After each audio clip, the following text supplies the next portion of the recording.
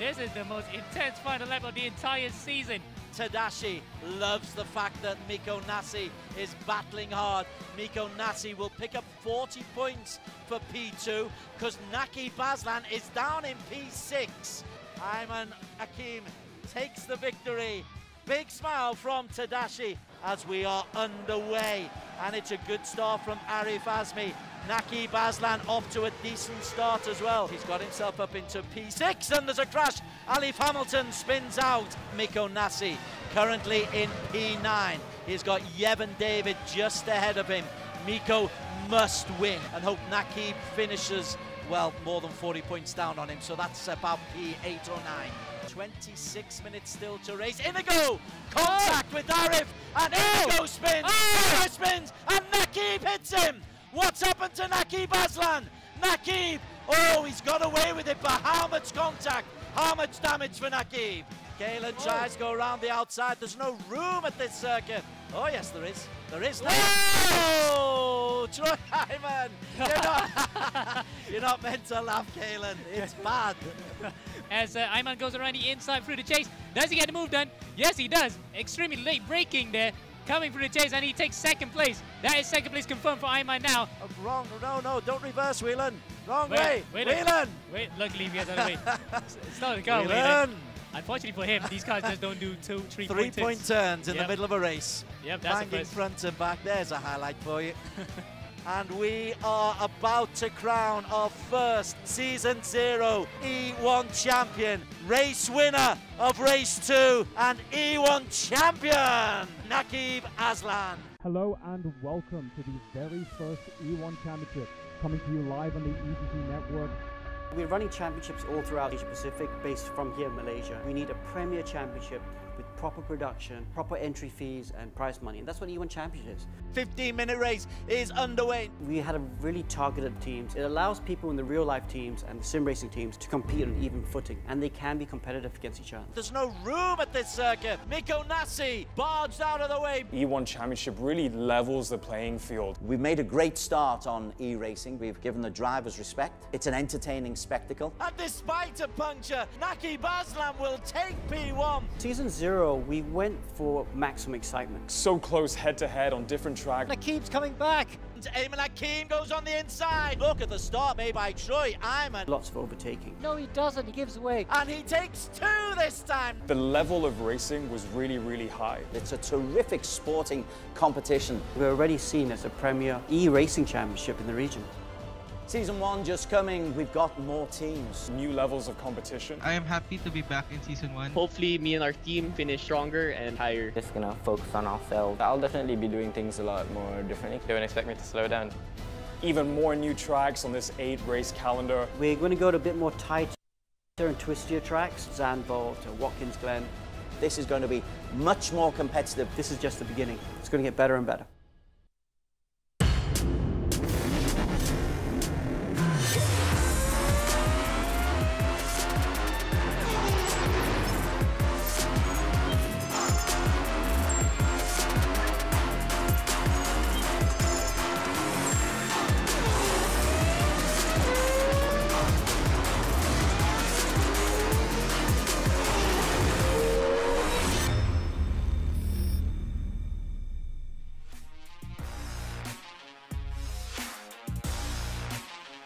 Hello and welcome to a brand new season of the E1 Championship. I hope you've all had a good break and are ready for another action-packed season of racing in the Premier Sim Racing Tournament.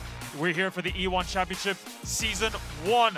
I'm Daniel Woodruff, and with me is Alex Young, the race director of the E1 Championship and founder of Axel Sports. Also with us in the studio tonight is Des Corkill, who will be commentating through the different races. Now, last season we crowned our very first champion of the E1 Championship, Nakib Aslan of Stardust Motorsports. He was crowned champion at the Bathurst circuit in Australia. It was a crazy race, and we've had some incredible racing in the last season. Let's take a look at those highlights from the last time we were on track.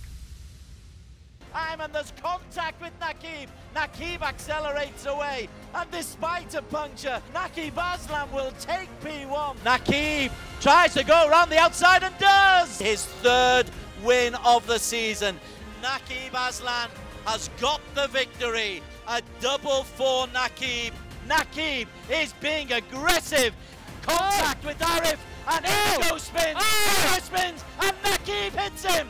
What's happened to Nakib Aslan? Nakib, oh, he's got away with it. Our first Season 0 E1 champion, Nakib Aslan. And I think you guys can tell from the tone of Dessa's voice there in the commentary that Season 0 of the E1 Championship was action-packed, and we're going to have even more of that action here at Season 1 because we have 28 drivers, 14 teams, 11 different countries being represented. So we're going to have new formats as well throughout the season. But for all of you watching for the first time, Alex, why don't you give us a quick refresher as to what the E1 Championship is all about? Well, we've seen the explosion of e-racing across the whole continent, Asia Pacific, and E1 Championship started last year. It's already been seen as the premier e-racing competition in the region, and we've seen it. I mean, the racing's been fantastic. We've got really top teams, and it's been doubly confirmed by now, heading into first season, Season 1. We got a full grid. Now, it wasn't just the drivers that made the racing exciting in Season 0. It was also the range of tracks that we had. And I know for sure that Alex's favorite track from the last season was Bathurst. It was mine as well. I'm not sure if it was the driver's favorite because it was a lot of carnage. And we'll be walking you through all the different tracks we have this season as well. Of course, 8 different rounds. But first, let's meet some of the drivers that'll be joining us on the grid for tonight. Okay, so we have last season's champion, Stratos Motorsports, with the driving champion, Nakib Aslan. He's now joined by Muhammad Ibrahim from India. This is going to be a super strong pairing. A strong partnership team, SFHS. Nat Sirigaya from Thailand. Look out for the 29-year-old. He's alongside Mikko Nasi, the Finn, based in Singapore.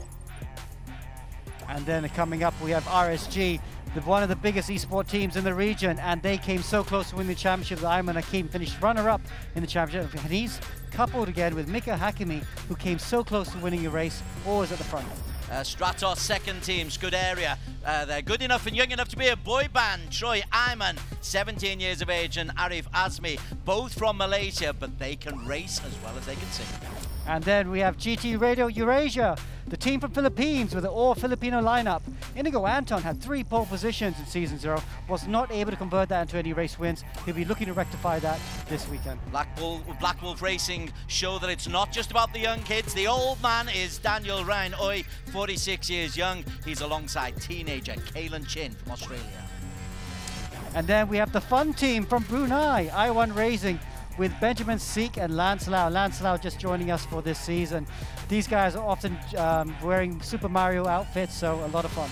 I'm looking forward to seeing JMX Phantom from Indonesia. Presley Martono, a real racer, joined by the very, very fast sim racer Fadli Rakhmat. These could be outside contenders, you know. Absolutely. And of course, then we got Black Arts Racing, one of the most successful real-life race teams in Asia.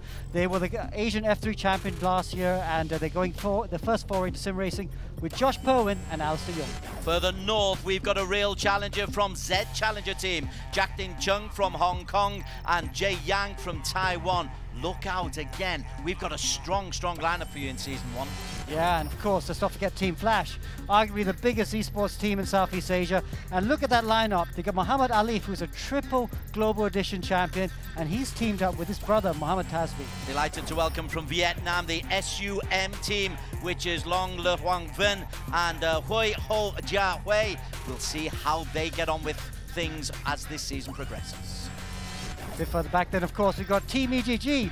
This is our celebrity team, shall I say, our celebrity couple, Whelan Choi and Leona Chin. They are streaming, so watch out for them. They're always a bunch of laughs and improving all the time. Another strong team, the E-Racing GP team. Nabil Aslan, brother of Nakib, the defending champion, alongside Francis Angelo Gonzalez. Again, a good outside bet.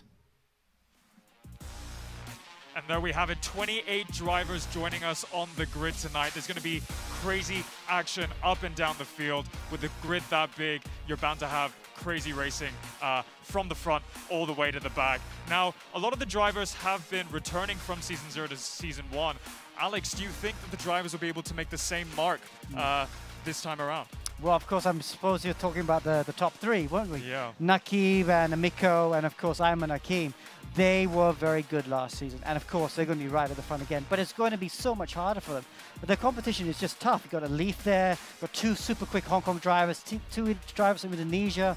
Surigaya from Thailand is super quick, especially GT Sport. I think I can't call it. It's going to be too close. Well, you can't talk about Season 0 without talking about our top three. Let's see what they got up to last season.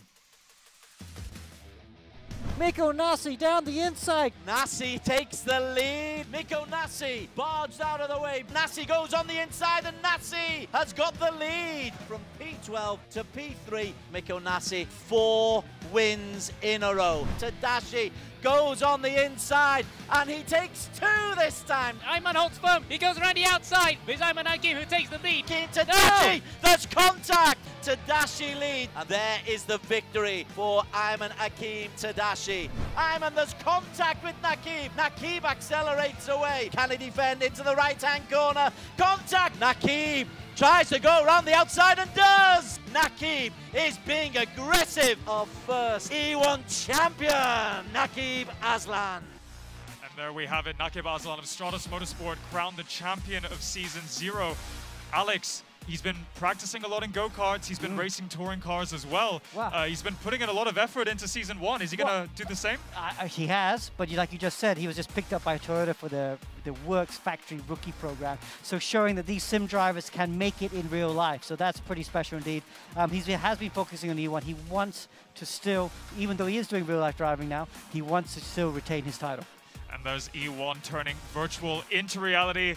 Des, you had your eyes on Ayman Hakim as well. Is he going to repeat that performance this season as well? Yeah, they call him Tadashi. He's a cartoon fanatic, an anime fanatic. But I tell you what, he's no cartoon character. He had 5 race wins last season, on the podium 3 of the times. If he can keep that kind of consistency, he could well be in the leaderboard come the end of the season. Up next, let's take a look at some of the young drivers we had on the grid in Season 0. Inigo Anton has got himself up into a decent position as Joaquim Garrido loses out. Inigo Anton has gone into P2. He could try and go on the outside, because if he gets this right, and he does. Inigo Anton is the man who was on pole position. He's gone on the inside. Kalen Chin has managed to manipulate his way through. Kalen Chin tries to come around the outside of Tadashi and gets on the inside. Kalen tries to go around the outside. There's no room at this circuit, but it's Kalen Chinamo who has got into the lead. Yevon in the green Stratos car goes past the Filipino. Yevon David made it through. Went around the outside, I think. Joaquim Garrido comes inside on poor old Yevon, who is going backwards at a rate of knots. And there we have it, the young drivers. I mean, they're in their early teens as well, really showing the slightly older drivers how it's done. But Alex, Yevon David was the youngest driver on the grid, 13 years old, really showing them how it's done. Yeah, he's a young driver. Was based in Singapore. He's from Sri Lanka, of course. And now Yevon is a bit of a superstar. He's actually karting in Europe right now. He's trying to go all the way to Formula 1. But he saw the importance of this, because I mean, when you race against top quality competition in this sort of competition like the E1 Championship, it really puts you well into real life. And you know, he's going to try and go all the way, and he's definitely got the talent to do so. And 2 drivers that are returning to the grid in Season 1, we've got Kalen Chin and Inigo Anton. Kalen really putting in a strong performance towards the end of the season in Season 0, Des.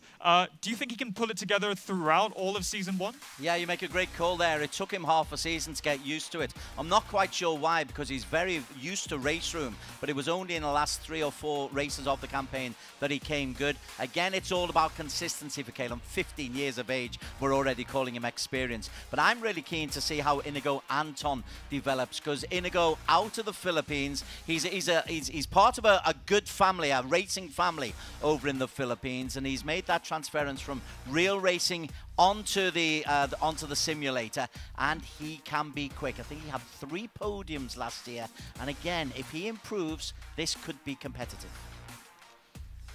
So we've had a lot of young and fast and furious drivers in Season 0. They're returning for Season 1, but also returning to Season 1 are our celebrity drivers. Let's see what they got up to last season. wrong. No, don't reverse, Whelan. Wrong way. Whelan. Whelan. Wait, luckily he has to wait. It's not a car, Whelan. Unfortunately for him, these cars just don't do 2-3 3-point turns in the middle of a race. Yep, that's banging front and back. There's a highlight for you. A bit of an impact in E-Racing GP, and Leona does a drifting for us. Wrong source, Leona. And looks good, but not here, please. I think the car is actually quite terminal because the car is actually going quite slow right now.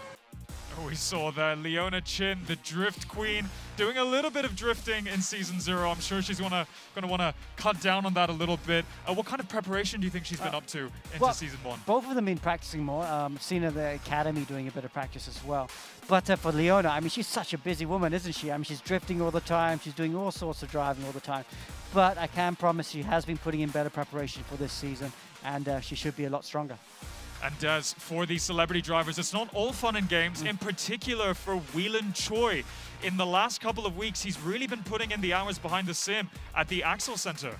Ah, yes, but Whelan Choi provided one of the highlights of last season, that 3-point turn at Bathurst. I mean, he's an entertaining character in his own right. That was entertaining, whatever the sport that you offer. But you're quite right. He took that on the chin, and he said, listen, I'm gonna take this a little bit more seriously. So he has been practicing. I'm really looking forward to seeing some incremental improvements from Whelan and Leona, just to prove that they are serious at this game.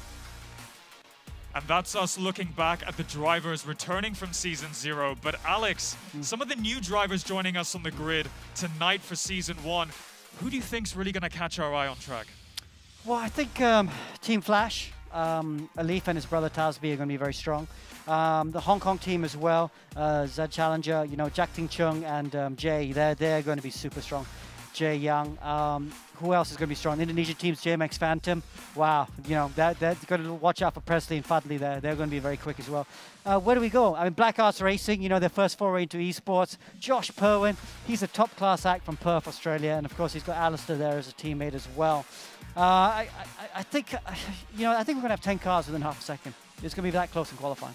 Well, we're going to find out those results very, very soon. The drivers are in the middle of their practice session right now. And up next, we have the qualifying session, Race 1 and Race 2, all coming to you right after this break.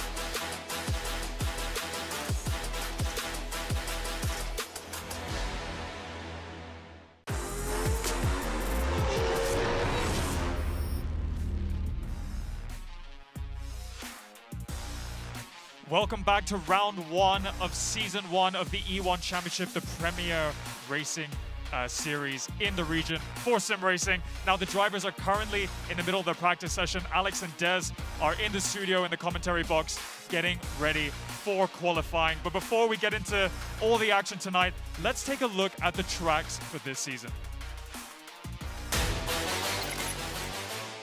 Here we go. We have 8 different tracks this season, and tonight we are going to be racing in Austria.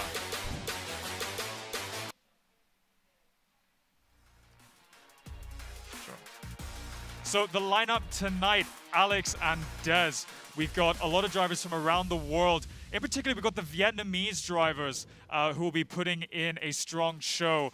Tell us a little bit about what they've been up to in the run-up to the E1 Championship tonight. Well, that's actually quite interesting because they actually went through a big competition to try and decide who these drivers are going to be, because they're very new to e-racing, don't have a big e-racing background, although they are getting heavily into esports. So these are 2 brand new drivers. We don't really know much about them. They won that competition and they're representing some Vietnam team right now.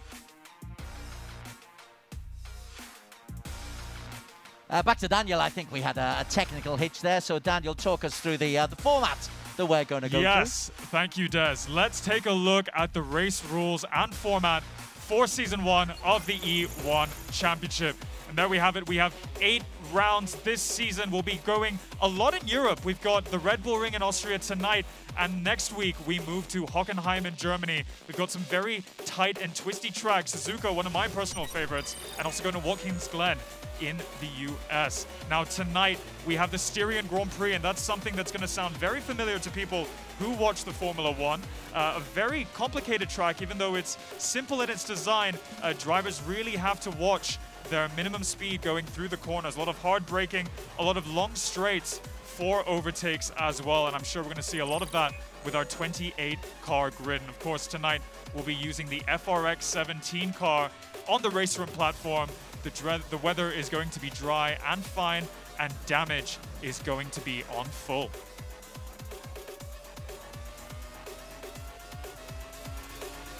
Of course, Ayman Akim as well on this track holds the 2nd fastest lap ever on the Red Bull Ring on the FRX 17 on RaceRoom. So we're going to see what he can do in qualifying, which lasts 5 minutes. This determines the starting position for the races, and race 1 will last 15 minutes, a sprint to the finish, followed by a reverse grid race 2, much longer at 30 minutes, with strategy coming into play and pit stops. And there you can see the breakdown of points that will be accumulated after each event tonight. Now, of course, the name of the game is to collect the most points by the end of the season, and the person that does will be crowned our champion for the E1 Season 1. They will walk away with $5,000 US in cash, with winners all the way up to 5th walking away with a little bit of cash as well. All right, now up next we have qualifying, but the drivers are doing their practice session right now. Let's hand it over to Alex and Des in the commentary box as well to walk us through a little bit of the action and what the drivers are up to. Yeah, Alex, I've just selected the Vietnamese. We've got Hoang Vinh, who's making a start there. Just like you to monitor how you think he's taking the track, because as Daniel explained, it is a complicated circuit. You slam into these brakes at the end of the long straights. Yeah, so he's going through turn 3 right now. He was in the practice race yesterday, and you can see he's adjusting to it a bit, but he's coming along quite a bit now. He's in the 6s at the moment, doing a race run, running a little bit wide there through turns 4. So it's great to see him really in the sport. You know, a lot of them be now thinking about the strategy, of course. Let's talk a bit about that, of course. The fuel has been set at ×1, so times normal, but the tires is ×3 tire wear, Des. So they are going to have to watch it to make sure that their tires can last the whole race in the 15-minute race. And I think with ×3, even though this is a track which is low on tire degradation, I think they'll have to do a pit stop for the second race. One of the guys, as we just see at the bottom left of your screen, Muhammad Alif. They call him Hamilton because he is that good. He is an e-racing superstar in many ways. We're delighted to have him on. Do you expect him to waltz away with the $5,000 first prize? Definitely one of the favorites. Definitely. He did 1 or 2 E1 races last season, but you know, he just came in and did it. Now he's in here with a proper team. Team Flash, who's one of the top esports teams around. And let's not forget, at the Global Edition, E-Racing GP, he's a 3-time champion. So he's raced against these drivers, most of these drivers on this grid, and he's beaten them in a fair fight. So he's definitely going to be a challenger. Could he win the championship? Oh, it's so hard to call. There have got to be about 6 favorites right now that could win this championship. I think you're dead right. There are a lot of good guys, one of whom is Josh Perwin. He's a young Aussie who we know can be quick. And I know in other competitions you've been following his progress, and he's particularly determined this season. Yeah, like Alif, he's great across multiple championships. He won the McLaren Shadow Asia Pacific Championship. That was in the Formula 1 game. I think he finished runner-up in one special game on Forza just recently. He's won in RaceRoom. He's won in R Factor, and he's a real pro at iRacing. So, you know, he's in the top splits in iRacing as well, in worldwide. So there's a lot of really top drivers, and Josh is definitely one of them. And an outsider as far as we're concerned, but we've heard of him before, Nat Sirigaya, based up in town. It's great to have the Thais joining us in the E1 Championship. It is only a single man, but what a man to have. Yeah, so Sirigaya is joining Safe House. He's partnering with Miko Nasi for this round. He has it all to do, though. We know how good he is in GT Sport. He finished runner-up in the Asia Pacific Toyota Velocity Challenge. So he's a real top driver. However, he's up against it today because he's not so used to RaceRoom, but I know he's also having issues with his pedals. His pedals are not quite configured quite well to this car at the moment. I know he's been struggling with that in practice yesterday. So I'm not sure we'll see him right at the top, but when everything's working, he'll be fighting for race wins. Bit of an occupational hazard if the pedals aren't working right, because you've got a brake and accelerator. Well, it's just like in real life. You've got to watch out for the mechanicals as well, and sometimes it's hardware, sometimes it's software. I mean, Sirigaya's teammate, Miko Nasi, also had some trouble. His PC was down for 4 days last week, so he's also a bit light on practice. Okay, the guys have just finished their practice. 1 or 2 nerves. I know you had a racer briefing earlier on. What was the sense that the drivers were thinking coming into season 1? Very cagey. The guys have been here already. They were not letting anything go. They're not saying anything. They weren't even asking questions because they don't want to give away what they know. They're being very cagey about lap times.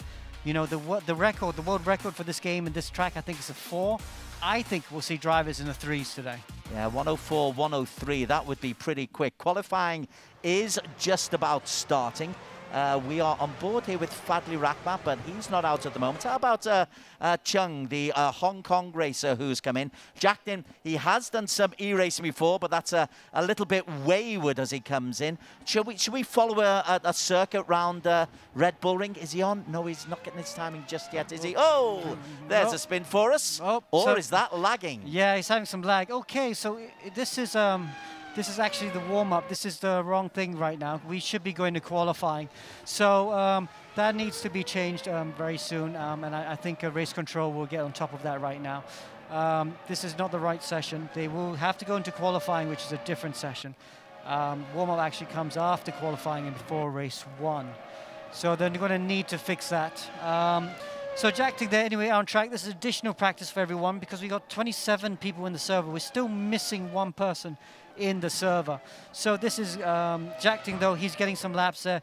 He is quite a talent, though. Jack Ting, he won the RaceRoom touring car championship last year. He was very quick. In a touring car, a front-wheel drive touring car, I don't think there's anyone there quicker in Asia Pacific. But he's got to try and prove himself in these Formula 1-esque cars.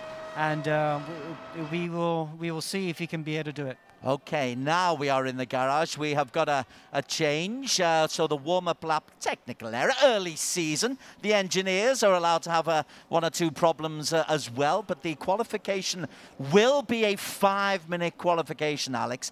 And I want to ask you about your selection of the car. Because you mentioned some of the guys are very good in touring cars. Some are the better in the Formula cars. What are you thinking of putting them in this particular RaceRoom Formula? Well, I believe this is the best car on the RaceRoom platform. It's so fast, it's so furious. You know, it's got a combination of two kinds of Formula 1 cars. First, you got the sound of the old V10 engine, so that's great. I love hearing the old V10 engines. But it's based on a modern Formula 1 car with lots of downforce, 950 horses. Yeah, they're going to have to reset the server now because it's just in the wrong thing. So unfortunately, ladies and gentlemen, we're going to have to bear with us here. They're going to have to reset the server, and we're going to have to go maybe for a short break in a while they try and fix some technical issues we are having right now. Well, I'll apologise for this, but myself and Alex and Daniel will try and talk through some of the ramifications or some of the technicalities, perhaps, of sim racing, because it is relatively new. Now, you got involved with it, Alex, when the lockdown came in, and we thought it'd be a good way to pass what we thought would be a couple of weeks under lockdown. Yep. We're now 12 months in, and we're several seasons in, and it's just getting bigger and bigger and bigger. Yeah, I mean, it is... Motor racing is fun. People forget about that, you know. But so that's why when we go online, and you can really curate exciting racing. Everyone has the same cars and same things, so that they can just try and get on top of things. So I love that it's such an even playing field, and we can actually enjoy the motor racing as it should be, which is just very exciting to race. Okay, let's head back to Daniel. We'll go through maybe just one or two of the race control elements that we've got. We have got a slight problem of a server, but for now, back to our host, Danny Boy. Yep, Alex and Des make a very, very good point. Now, I just want to touch upon the differences between real-life racing and sim racing. Now, Alex got into it, launched the E1 Championship at the start of the lockdown. Happy anniversary, by the way. And that's also when I had my first experience of the virtual racing. My traditional experience in motorsports, I got involved in go-karting at a very, very young age. And there's a lot of similarities in the foundational driving style between real-life race car drivers and virtual race car drivers. But we're going to jump into a short clip to show you the differences that a driver goes through between virtual racing and real-life racing.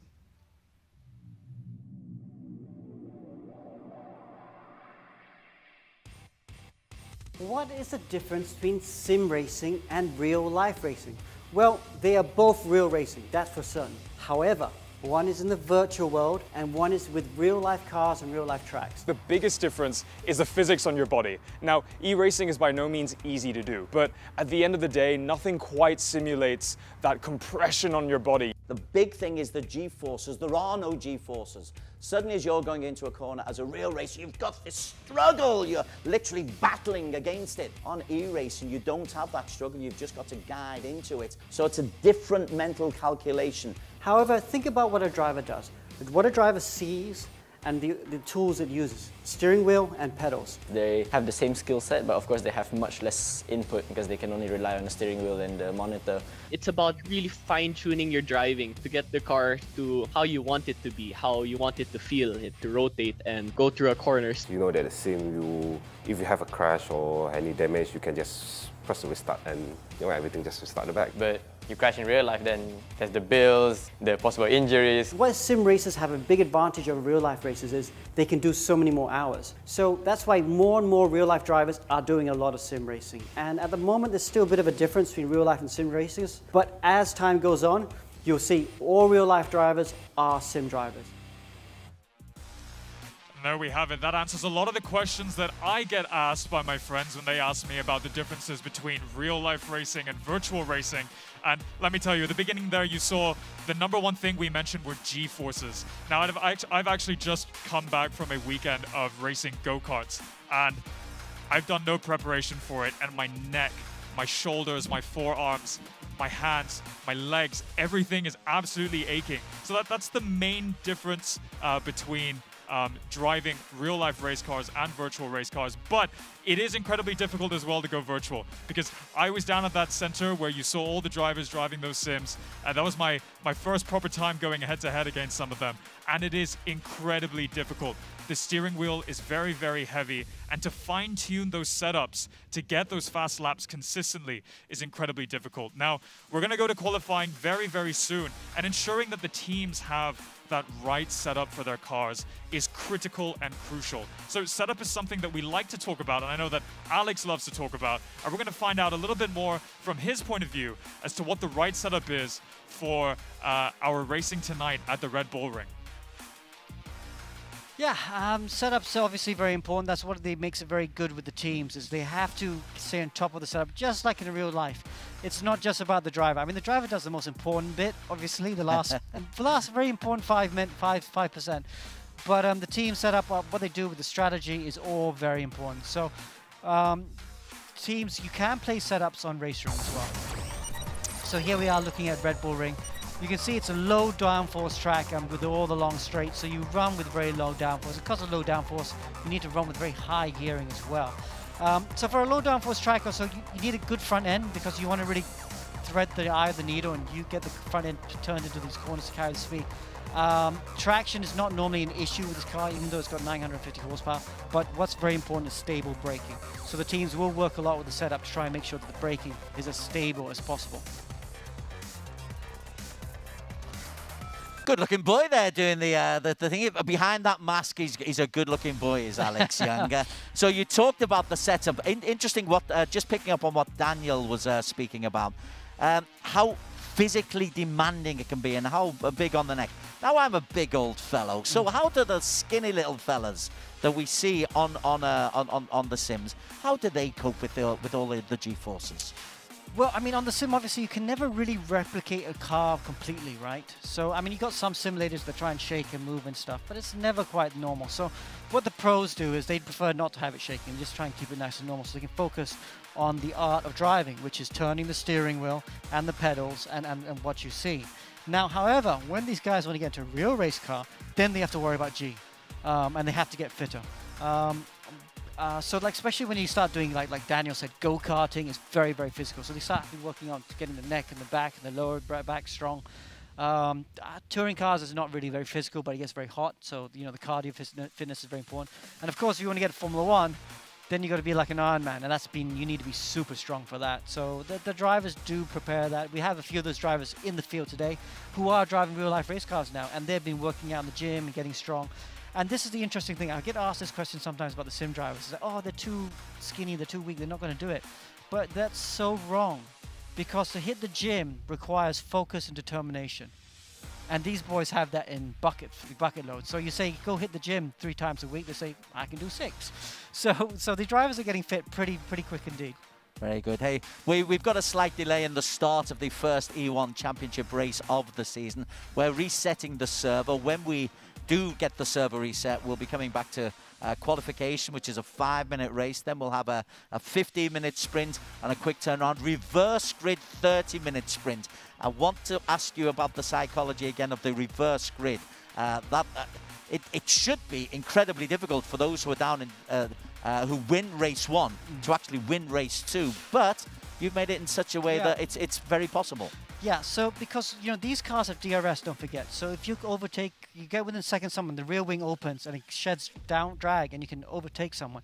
So it is possible to overtake. You know, a reverse grid race can sometimes, if you go to a track like Monaco and Formula 1 car where it's absolutely impossible to overtake, if you did a reverse grid race, that's not really fair, because the guys at the back, they'll never get to the front. But we choose tracks that you can overtake on. So the guys at the back, as long as they're patient, they don't do anything silly, they can get to the front. But they have to be good at racecraft. And that's what racing is all about. It's not just about going around a track and setting a lap time. You need to know how to attack, you need to know how to defend, and you need to know how to go through. So that's what makes it special. That's why I love the reverse grid races. Okay, I think we've got some good news indeed whatsoever. We've just got the last couple of minutes of practice to get the old cobwebs out of the system, and then we will get this season up and running. So a couple of minutes worth of practice. Maybe we can just have a look at, is our champion there? Have we seen him? I haven't seen him up there. Yeah. Where is Nakib? There is Nakib. This is the man to beat. In the lime green Stratos Motorsport, is he good enough to defend his title? Oh, Alex? Definitely. Look at that. He's running the #1 car in the car. So that's the first time he's running #1. We will stick with him, actually. Yes, definitely. He's definitely the favorite, I think. He did such a good job. He's only 22. He's only been doing sim racing for 3 years. But let's follow him now. He's going across the start-finish line. This is the Red Bull Ring. This is his first lap in qualifying. Coming up to turn 1. There he goes. Oh, he uses the curve on the entry. Didn't carry as much speed to turn 1 as I thought he would. So this looks like a banker lap, a little bit conservative, which shows his maturity perhaps. now for turn 2, braking super late. He's purple at the moment, but he's also the first car on track, so there's no doubt that he was going to be purple and fastest. Now down this long, long straight. They will use DRS on this long straight to overtake in the race. Down to turn 3. You downhill here. You always get the rears locking up a bit, so the drivers are playing with the brake bias, going forward and backwards for the different elevation changes. Then now the double left-hander, 4 and 5. Off camber here, always get understeer through here, so they have to take quite a strange line, and they go for a very late turn in. Looks good right at the moment. Fastest through sector 2. He is fastest through sector 2 at the moment. He's purple. This will be good enough for pole position, I think. 2 more corners to go. Oh, got a bit of lag there. Then through the last corner. And I don't think the lag will have affected him. He goes across the line. And what lap is this? Off. 4.2. He's quickest at the moment, but it is very early on. 3.5 minutes still to go. Look at that. Alif Hamilton straight into pole position, Alex. A 1:04 dead. Wow, that's a good lap, but I think they're going to go in the 3s. I think those are good banker laps for the drivers to put out there. You know, those are conservative laps because I think they will be going quicker now. Let's see what Alif can do, see if he can improve on this time. You want to ride on board with him, shall we? Let's look at the cockpit view and see what it looks like. And yes, coming up down the long drag here, you can hear the shrill of that engine, how high-pitched. Whoop, purple. He's gone purple in sector 1, so that is quickest at the moment. This is an improvement. He's up 600s, I think he's up on his own pole position lap, but there'll be some faster boys coming in after behind him as well. Down to turn 3. Oh, he's looking good. He loves using those gloves. He actually doesn't use racing gloves. He uses golf gloves, actually. He prefers to use golf gloves. And now through this double left, he's coming to the end of sector 2. Will this be another purple? Yes, it is. 1700s up. So this is looking like a proper lap now. This is going to get into the 7s. 2 more corners to go, turn 7 and 8. These are fast corners, and you've got to really nail it. And oh, that looks just about perfect through the last corner. This is going to be a good lap. This is going to be in the 3s, Des. This is Mohammed Alif Hamilton, based out of Singapore. New fastest time, 1:03.9. He is the new pole sitter. Naki Baslan alongside him. His teammate, Mohammed Tasbi, is in P3, Alex. So this is a Singaporean roadshow. At the moment, let's see Tasbi up there. He's looking quite good right now. Just want to go back and have a look and see how Josh Perlman is doing as well, actually. Because Josh Perlman will be very quick as well. There he is. He's one of the guys who'll be going for pole position. Oh, he's a 10th off, though. He's a 10th off. It's his fastest first sector. It's green at the moment, but he's a 10th off right now. Yeah, he's not so happy at that second corner. He tagged the curb a bit harder than he'd like to, and I don't think he's very happy with this lap. Let's have it ride on a bit longer. Let's see what the end of sector 2 is. See if the sector 2 is that okay for it. P5 for Josh Perwin at the moment, a 1:04.5. which is 5/10, 6/10 down on Alif. Ooh, that looks a little bit wayward. Yeah, it's still a small improvement. He doesn't have much time, though. He's only got less than a minute, about a minute left to go. So he's going to cross the line. This won't be good enough for pole position, but it might put him near the front row. From P5, he moves to P3. Gets ahead of Tasbi and Mikko Nassi. Let's have a look at the Finn, Mikko Nassi. He was the championship leader halfway through the championship last season. What's he going to do this time? Oh, he's way off the pace at the moment. Yeah. Gosh, he's 4/10 down. This is not looking good for Mikko. Yeah, no, he's not having a good lap at all. I'm still actually, for him to be 4/10 off pole is pretty good, because I know he's not had the practice he wanted. He's a lot closer than I thought he would be. But yeah, this is not looking like it's going to be quick enough. It looks like it's set at the moment. Mohammed Alif Hamilton looks like he is going to be on pole. There's still a couple of seconds left before this is decided. But Alif, we suggested, could well be the superstar. Tasbi's gone to P2. Naki moves down to the second row alongside Josh Perwin. Nassi and Inigo Anton from Philippines, row 3. Tadashi and Mohammed Nabil, row 4. How about a Nat Sirigaya? Well, you said Nat would struggle. P18 for the tie. Wow, but he's done a lot better now. He's a lot closer than he was earlier on this afternoon. So that's good to see him there. Presley Martono, JMX, P15, some of the other guys there. The Hong Kong drivers, I thought Juk Ting was going to be further up. I don't think he had a good qualifying, so he's outside the top 10 at the moment. Well, yes, we were expecting a little bit of a challenge coming from the Hong Kong-Taiwanese partnership. Mm. 28 cars on the circuit, though. This is one heck of a packed grid. Yeah. Yeah, we should actually, 28 drivers, but we should talk to Muhammad Alif, isn't it? Well, let's see how he did through there. That was a nice lap. So let's see. Alif, can you hear us? Yep.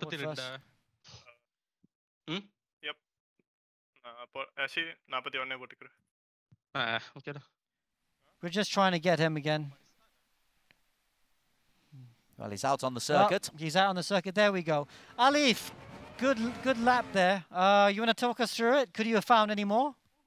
Yeah, there was a few more tents, I think, to be found. I was just surprised the amount of grip that was available for us. You know, I don't think I've ever felt that much of grip, but yeah, good lap.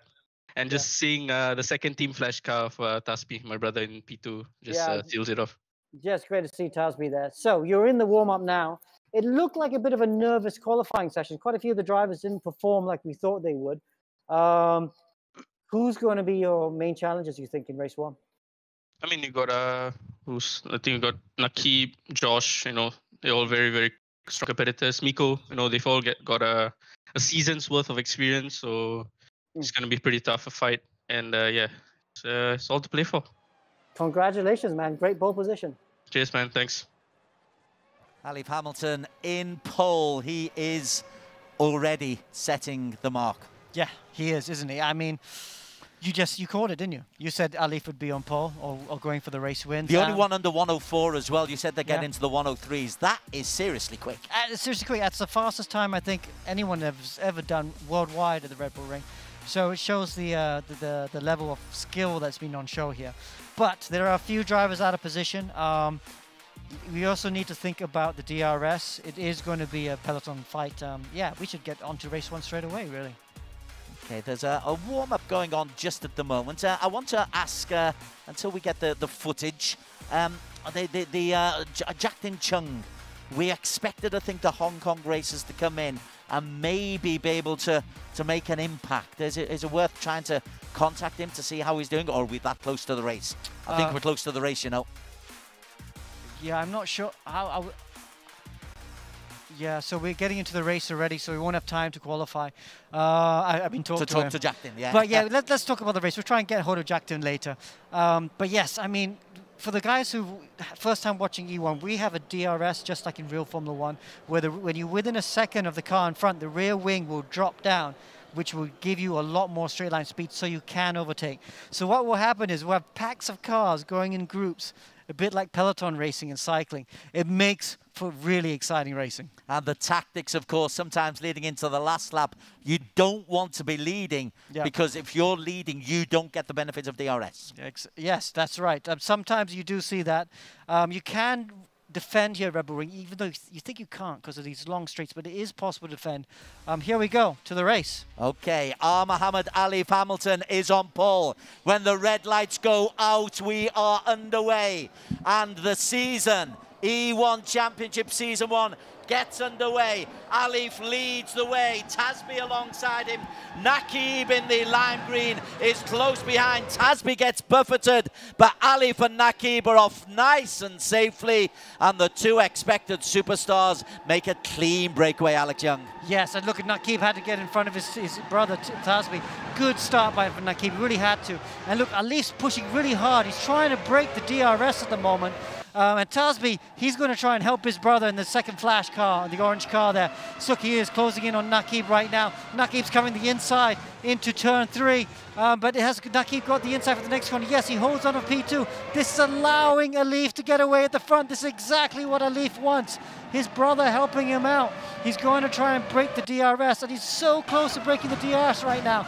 Just over a second, so he's broken the DRS. Nakib is going to have to find some more time if he's going to get closer. Oh, that's a big problem for Nakib. That must be a lot of lag going on there. He is on. You can never quite be sure if he is going to be kicked off. But Muhammad Alif Hamilton is leading the way after one lap, Alex. Is he far enough ahead to break the DRS?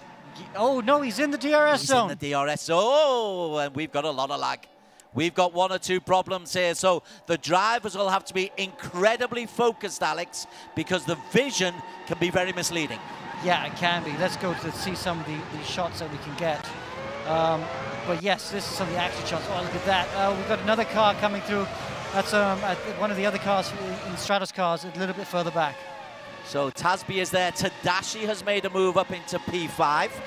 Ayman Hakim Tadashi there. He was runner-up in the season as we get the lovely Helicon, the over-the-top shot as the Astro gets its advertising in. There is Tadashi. Now, he stayed out of danger. We've not really spoken about Ayman Hakim Tadashi, Alex, and that will shoot him down to the ground. Yeah. So he's there in 5th position. He'll be very happy with that. Let's just look a little bit further ahead of him. Mohammad Tasby there is hung in 4th position. But Tasby, look at that. He's just behind Mikko Nasi. Somehow, Mikko Nasi, we always cannot write off Mikko Nasi. I was saying before that Mikko was going to struggle. But look at that. He's somehow gone from, I think he qualified 5th or 6th. And he's now up to P3, right behind Nakib. Alistair Young has been receiving a penalty. Alistair didn't get off to the best of starts. The big 3, though, as Nasi goes on the inside of Nakib. And Nasi, Alex Young, up to P2. Wow, that's a great position by Mikko Nasi. And look at them, they're closing down the gap to Ayman. No, Ayman, sorry, to Alif. Closing down the gap to Alif. So it's the 3 of them back at the front again. The usual suspects right at the front. Alif Hamilton from Singapore leads from Mikko Nasi. Nakib Aslan in P3, but the differential isn't a huge one. You look at the left of your screen, you can see the difference between 1, 2 and 3. Tasby is 4, Akeem at 5. Kalen Chin's made a nice little move into the top 6 as well. You want it, but it's the top 5 who've broken away from everybody else. Yeah, so well, we've lost both Blackouts cars, interestingly enough. They're not in the top 10 at all. But yes, it's getting very close. Look at that. Oh, the train of cars coming.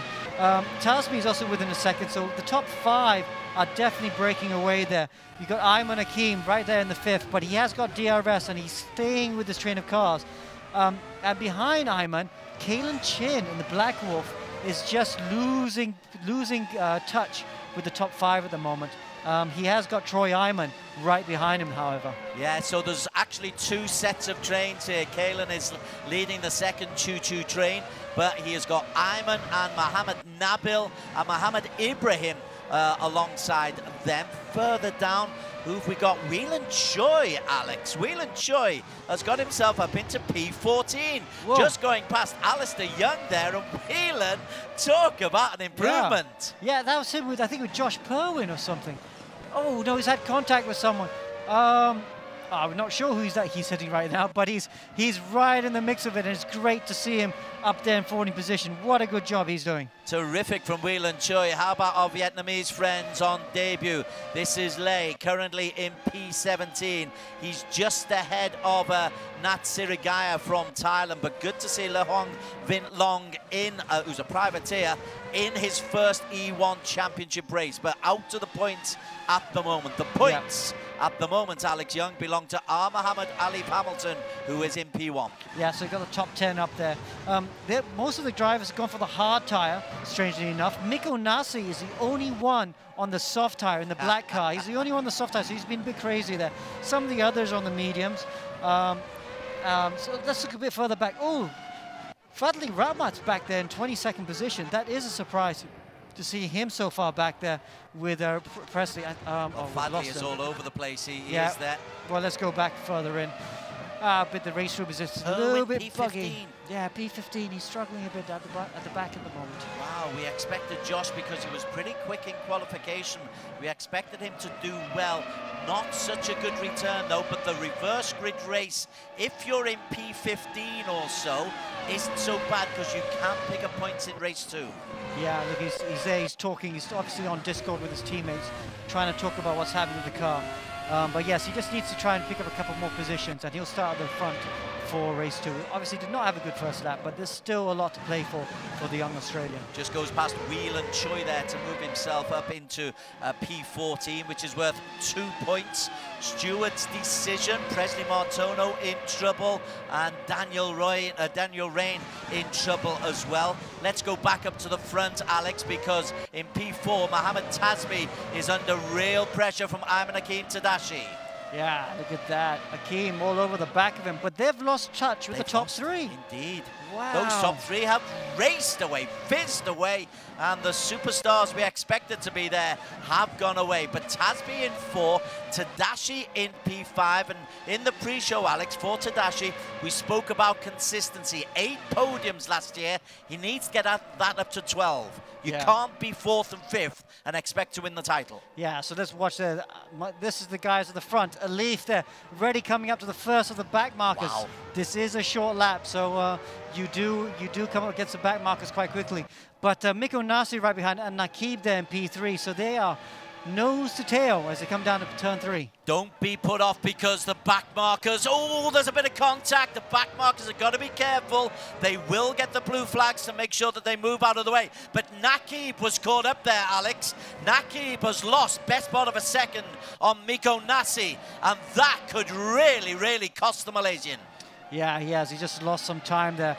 So, wow. So it looks like only Nasi is within a second. But I don't know. You know, Nasi is going to be struggling with tyre wear at some issue because he is on the soft tyre. Oh, he's coming in for a pit stop. Nasi's got to go in for a pit. Wow. Look, well, it was a big gamble. The soft tyre was a huge gamble, wasn't it? Yeah, it was a huge gamble. I wonder if he chose the wrong tyre because I don't think he'd make that sort of mistake. You can't recover with a pit stop in race 1. Race 1 is too short. It's only 15 minutes.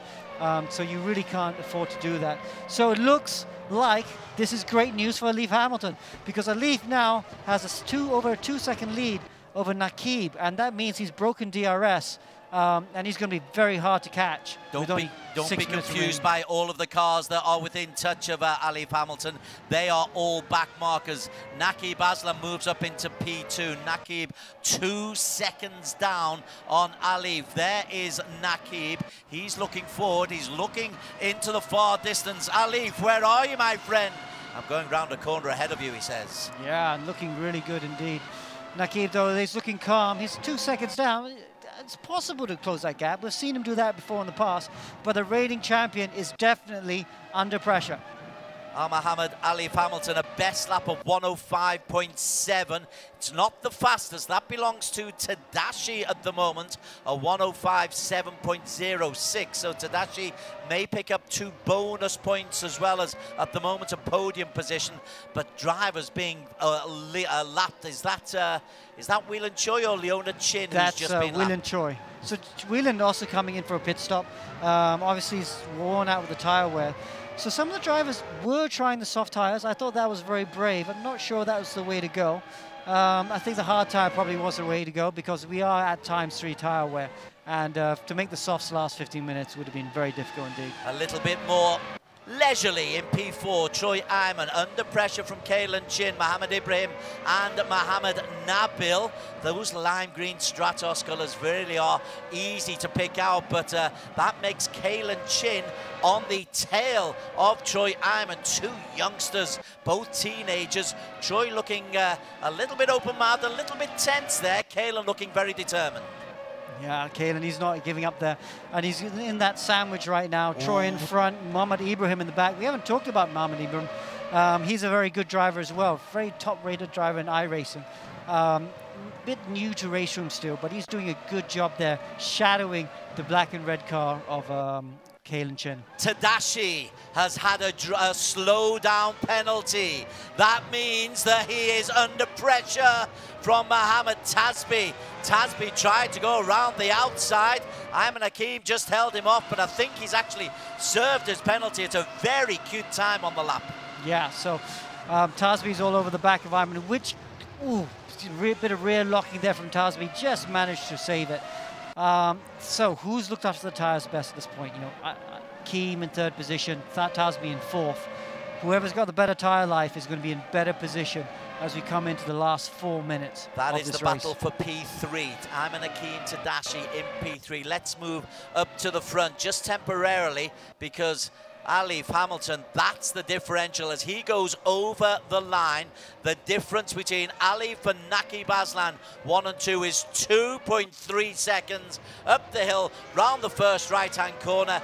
Naqib is not making any headway. A 106.1 for Muhammad Alif Hamilton.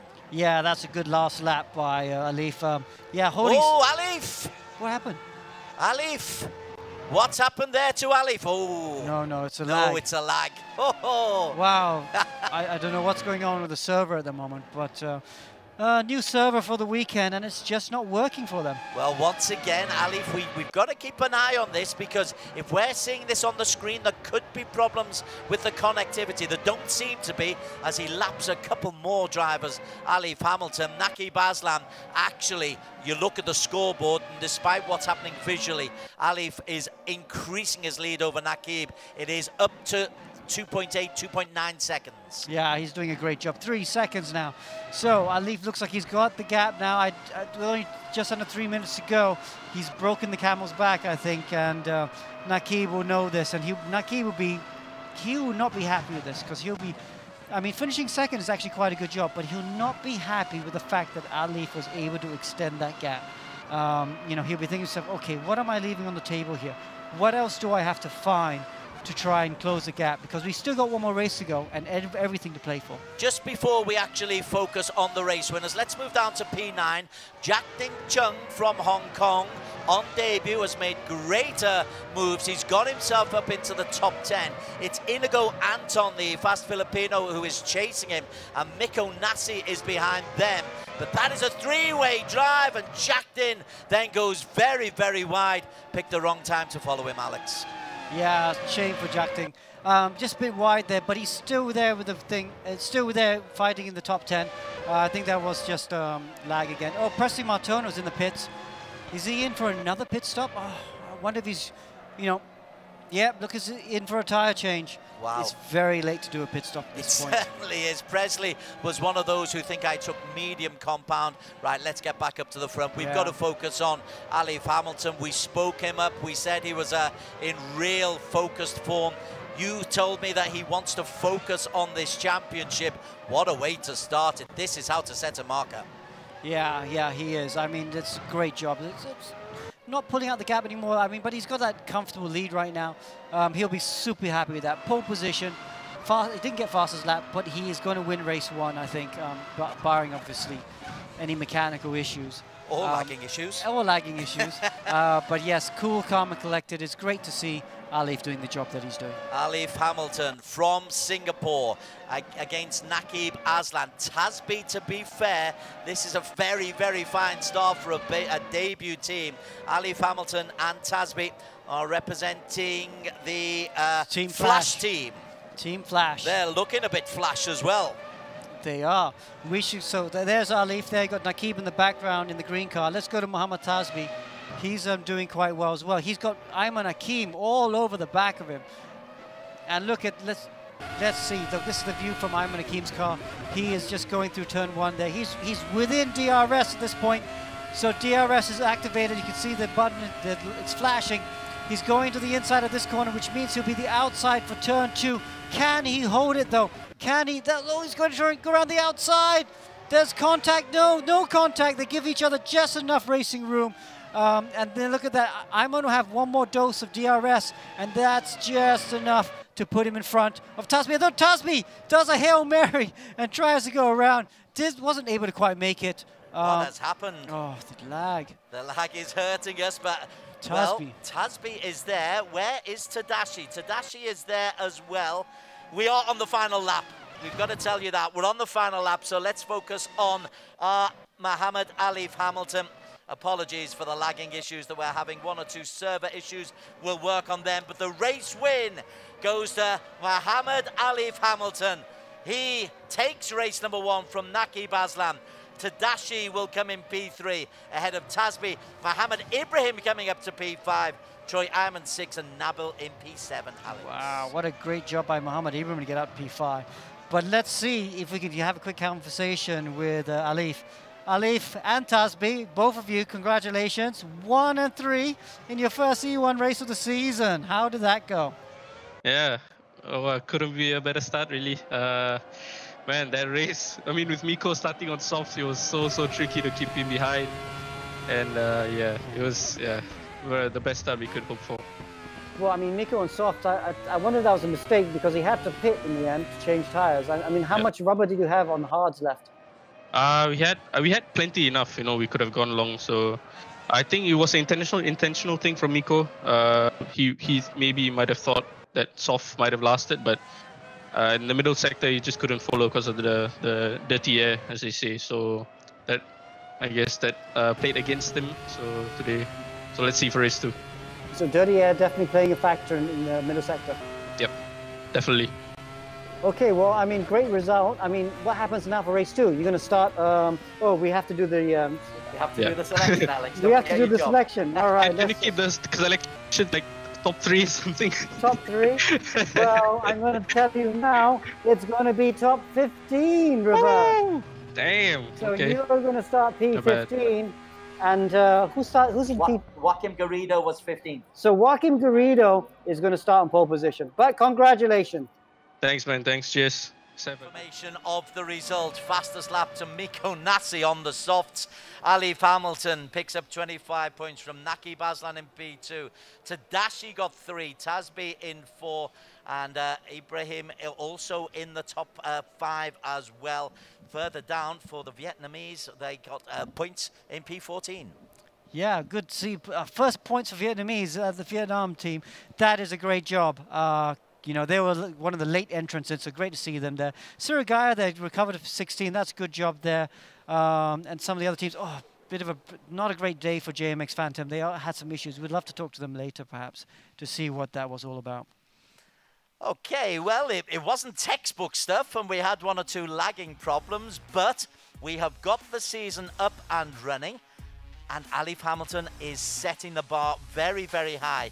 But I love the fact you've got 15, top 15. He's got to come from 15th in the second race, reverse grid, over 30 minutes. Well, he's got a lot of good drivers in front of him, so it's going to be very tough. The good news is it's a longer race. It's a half-an-hour race. So, you know, the drivers like, you know, Alif and Nakib, they have to be aggressive in the first few laps because that's when they can do most of the overtaking. But they have to be very careful that they don't make a mistake and end up losing a front wing or something, because that's it. That's a race very, very much compromised. Okay, let's head back over to Daniel, who'll just take us into the build-up for race number 2. Thank you, Des. Well, we promised an exciting opener for the E1 Championship, and we indeed delivered. Next, we have race 2, 30 minutes, a lot longer strategy coming into play. We've got some post-race analysis for race 1, a few more interviews coming your way as well. Stay tuned. We'll be back right after the break.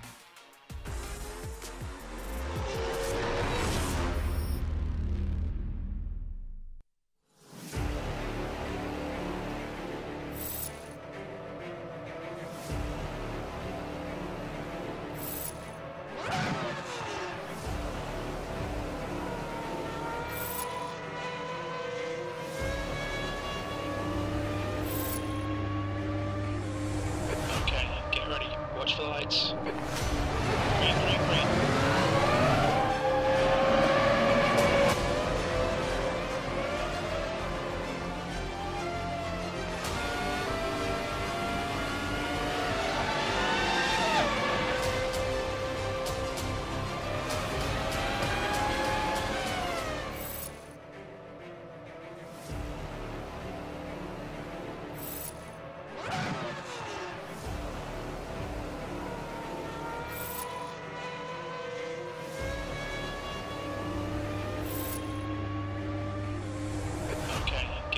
Watch the lights. Green, green, green.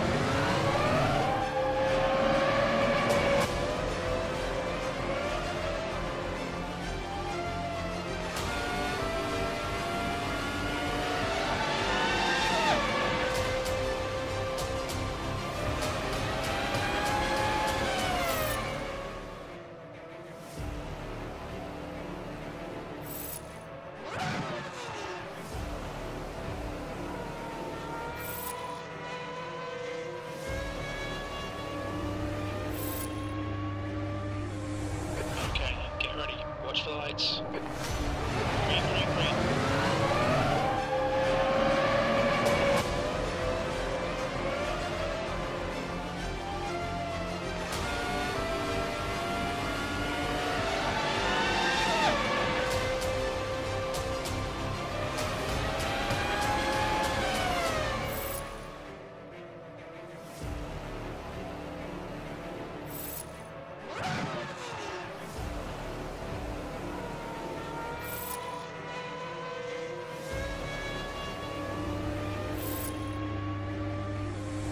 Okay, get ready. Watch for the lights. Green, green, green.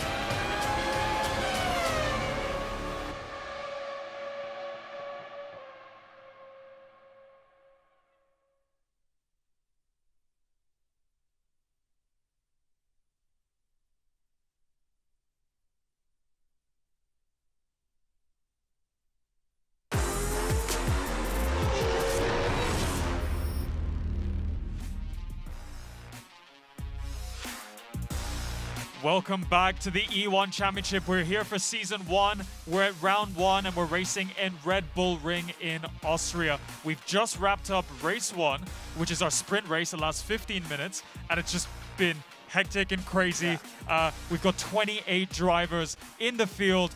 Great racing up and down the order. But we want to speak to some of the drivers in a little bit more detail. And I think one of the drivers that we're going to speak to first, Alex, is Mikko Nasi, the calm, cool, and collected Finn. So let's just get him up there. Hey, Mikko, how's it going?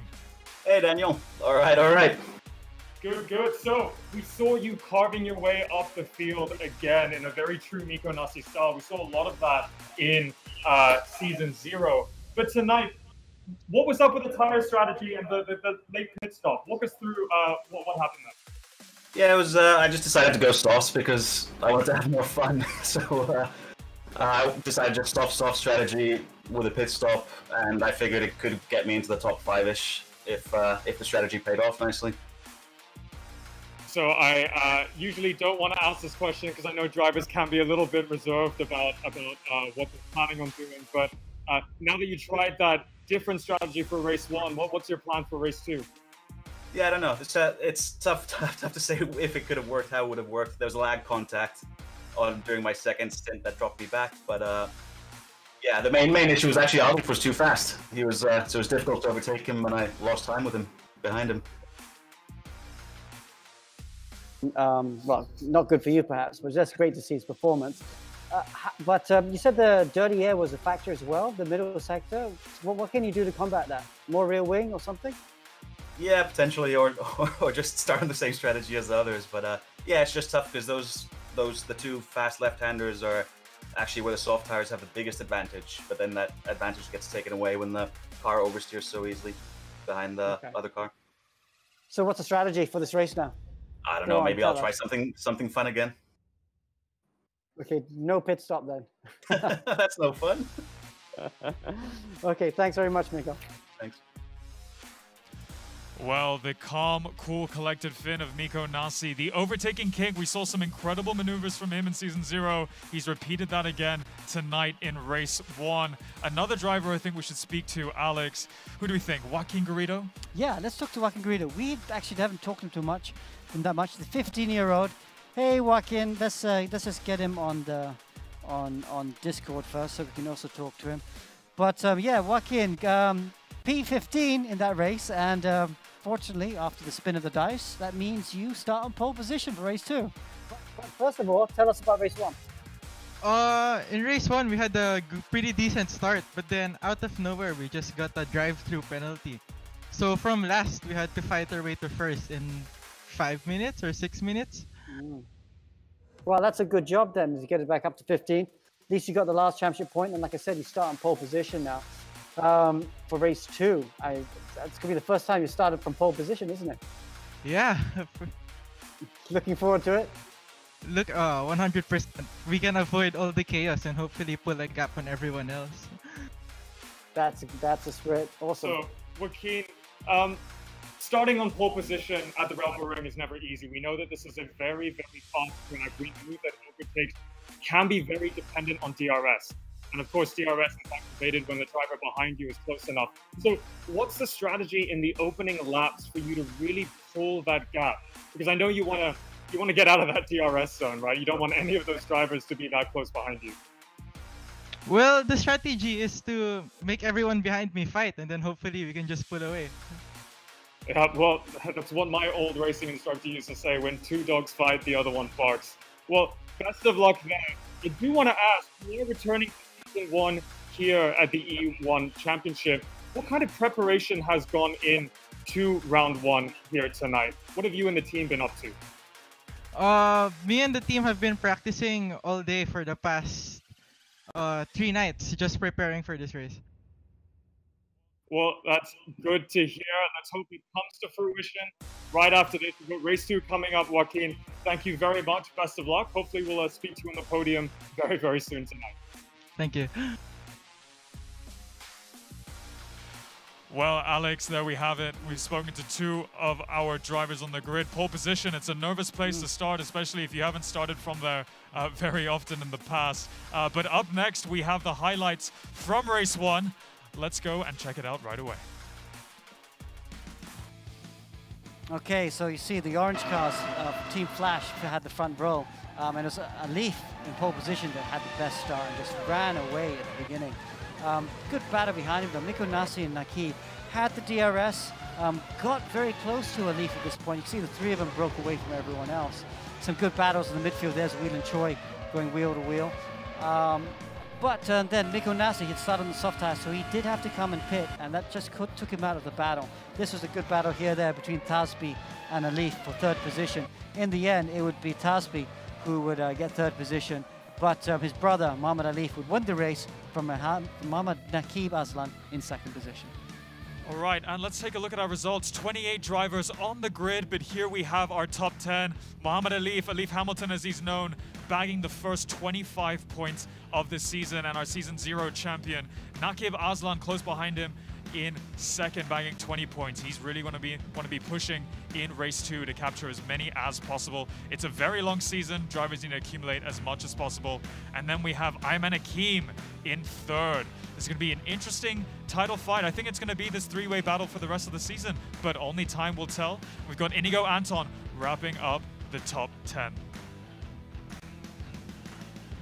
Well, Alex, up next we have race 2. I'd like to get your thoughts on the tire strategy, but I think we'll wait and see until we get onto the grid. It's going to be a reverse grid, 30 minutes long, so strategy coming into play. Lots of overtaking coming your way as well. But first, a very quick commercial break. We'll see you soon.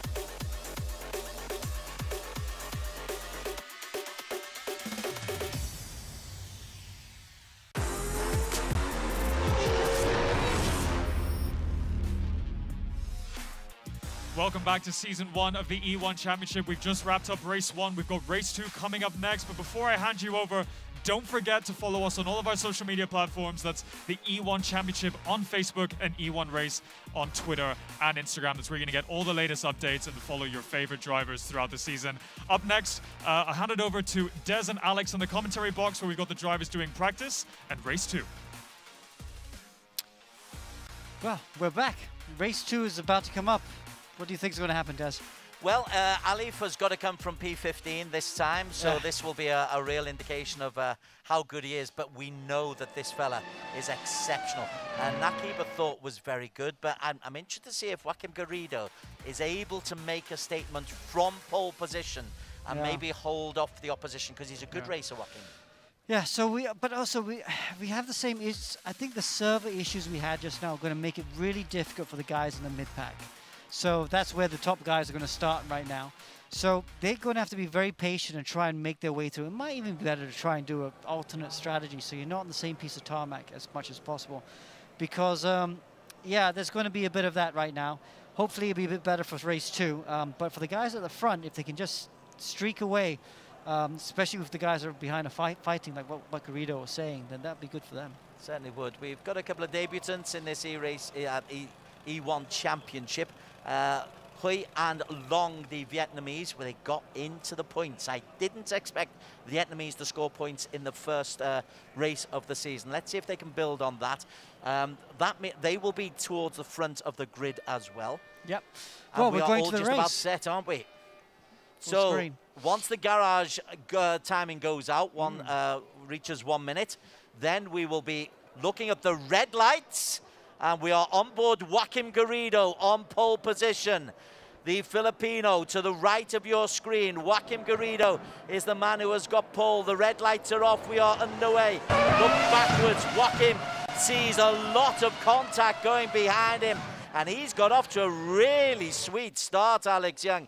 He's taken Alistair Young and Arif Azmi with him, and Whelan Choi in P4 as well. Good stuff from Whelan Choi, but great stuff from Joaquim Garrido. Yeah, really good start by Joaquim Garrido.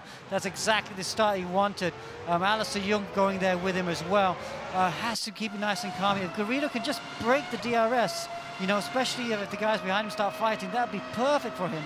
Oh, but yeah, so we're still having some issues with the lag right now. So the drivers have to watch out for that as they come to turn 3. Let's have a look at those a little bit further down. Muhammad Alif Hamilton started in P15, winner of race number 1. He's taking it nice and easily. Both he and Tasby, I think Alex, have said, listen, let's not get involved early on in this race. There's 30 minutes to go, but they can't leave it too long. Yeah, no, they have to be patient though. It's better to be patient in the first round, even if you don't get far up as you want, because anything can happen at the moment. Then Whoa, look how busy that is, Alex. Yeah, it is busy. You know what I mean? It's like a Sunday market, isn't it? To be too crazy and end up losing the race, because don't forget, damage is full, and if you damage the car, oh, and look at this, there is a car going wide right now. Ooh. Nakib, I think that was. Nakib has been pushed down to P16. Nakib, P2 in race 1, but the defending champion out of the points, Alex, because he was barged out of the way in traffic. He's got issues. Oh, that's it, championship. The champion is out. He will try and get back to the pits and recover, but that's a disaster for him. Up at the front, Miko Nasi is the new race leader. Miko has overtaken Joaquim Garrido. We are on lap 2 at the moment. I think Garrido was leading at the end of lap 1, but Nasi, who had that interesting, in inverted commas, pit strategy and tyre strategy, he's on soft compounds again. Yeah, he's on the soft compound, so he's gone for the aggressive strategy. Super aggressive strategy, shall I say. He's up to P1. Wow, will this pay off? I mean, gosh, look at the gaps he's putting, because everyone else is going on the hard tyres. He's gone for the soft tyres, and he's leaving everyone behind. He's posted a 106.5. Nobody else is under 107. Inigo Anton, a 107.6 is the closest we've got. So Nasi's soft compound is trying to blow this field away. He is, and look at that lead. It's a huge lead. What a great job by the Finn. He's just moving away from everyone. That's a big lead at the moment. That's exactly what, when you go for the soft tire strategy, you need to be super aggressive and take those risks. but it's a high strategy, and at the moment, it's paying off because he's just pulling away from everyone. It's 2.8 seconds. Mohammed Nabil is the man who's got himself into P2, and Nabil, the brother of Naqib, who is still really struggling. Naqib, I think, is almost out of the race. Nabil in P2 ahead of Joaquim Garrido in 3.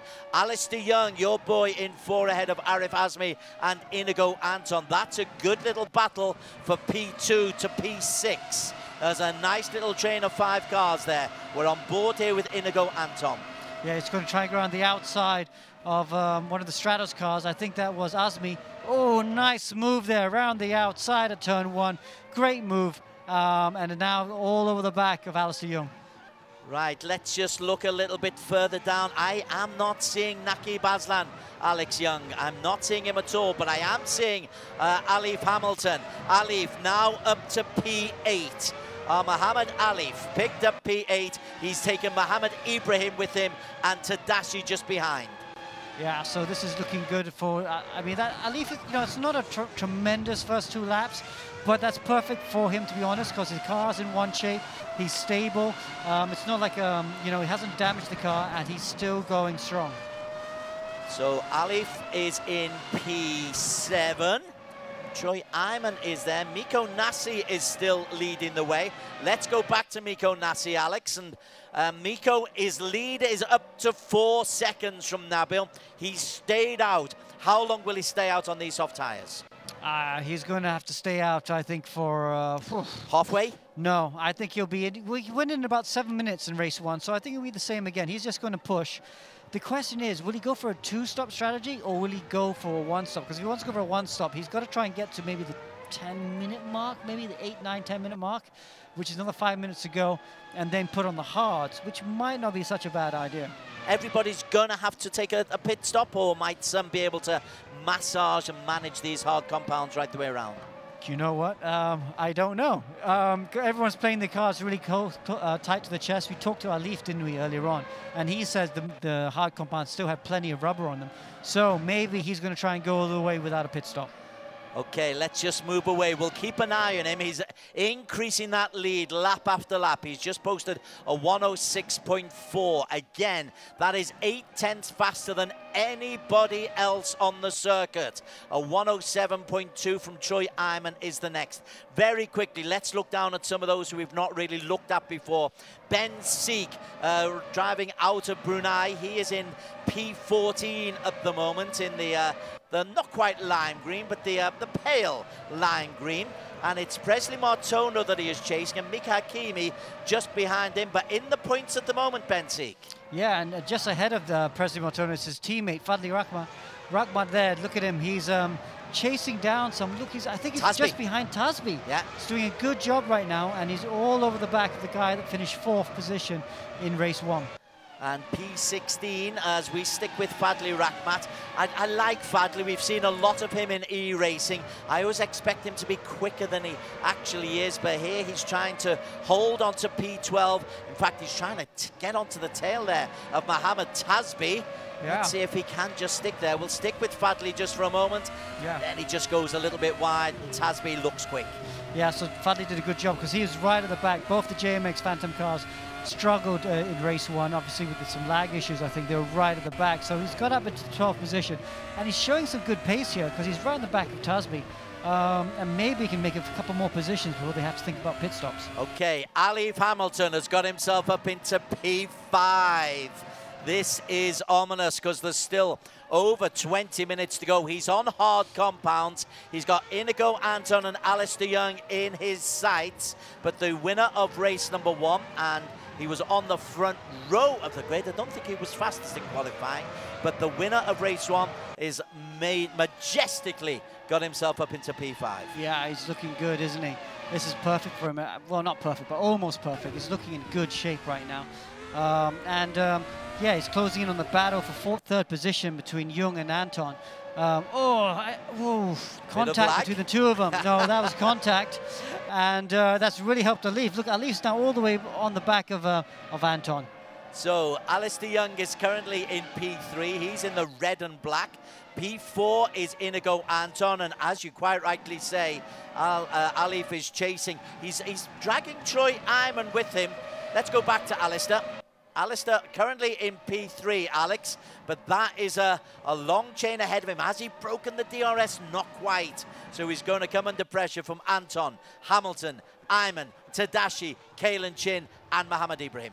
Yeah, and Alistair's got a slow down penalty for track limits. I think that might have been his 5th one by now. But Anton, yeah, Anton looks quicker. And I think it's just a matter of time before they manage to squeeze through. There is Inigo Anton currently in P4, keeping an eye on the gap with Miko Nassi. That gap has dropped down for Miko Nassi. It's just 5 seconds now for Miko. So maybe on lap 8, Alex, does he stay out for 1 extra lap, get the 10 minutes out of those soft compound tyres? I think he's got to. He's going to try and squeeze it. If he can squeeze it out for another lap, I think he'll go to hards and he'll make it go. Yeah, look at that. He's doing some good lap. It's good work. I'm a fan of your work, Miko Nassi. This is a good. Let's see what this last lap is. If it's again in the 6s, that's it. Yeah, 6.9.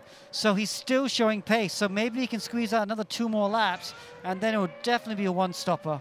But then I think he'll go to the hard tyres. But it's a big, big lead at the moment. It's a lead of 5 seconds over Mohamed Nabil. Now then, the big question, which we don't know, is whether the hard compounds will last the full 30 minutes. Well, this is really impressive from Nabil, because Nabil is one of the ERGP cars. He qualified for this race through the ERGP leaderboard.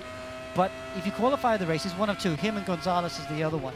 You have to race with 15 kilos of weight ballast, which is equivalent to a race, because we have success ballast in this series, of course. And if you win the previous race, you have to carry 15 kilos. So Nabil is doing a really good job with that ballast. Joaquim Garrido started on pole. Joaquim is down in P9 and facing pressure from the Indonesian double threat, Fadli Rahmat and Presley Martono. Rahmat goes past Joaquim. Presley tries to go past as well. Tasby as well. And wow. That is not a good 10 seconds in the racing life of Joaquim Garrido. And Martono, both the JMX cars have got past Tasby as well. So that's a good job for him. So look at that, Presley and just ahead of him is his teammate. So both of them got past Tasby. So Tasby struggling for pace at the moment.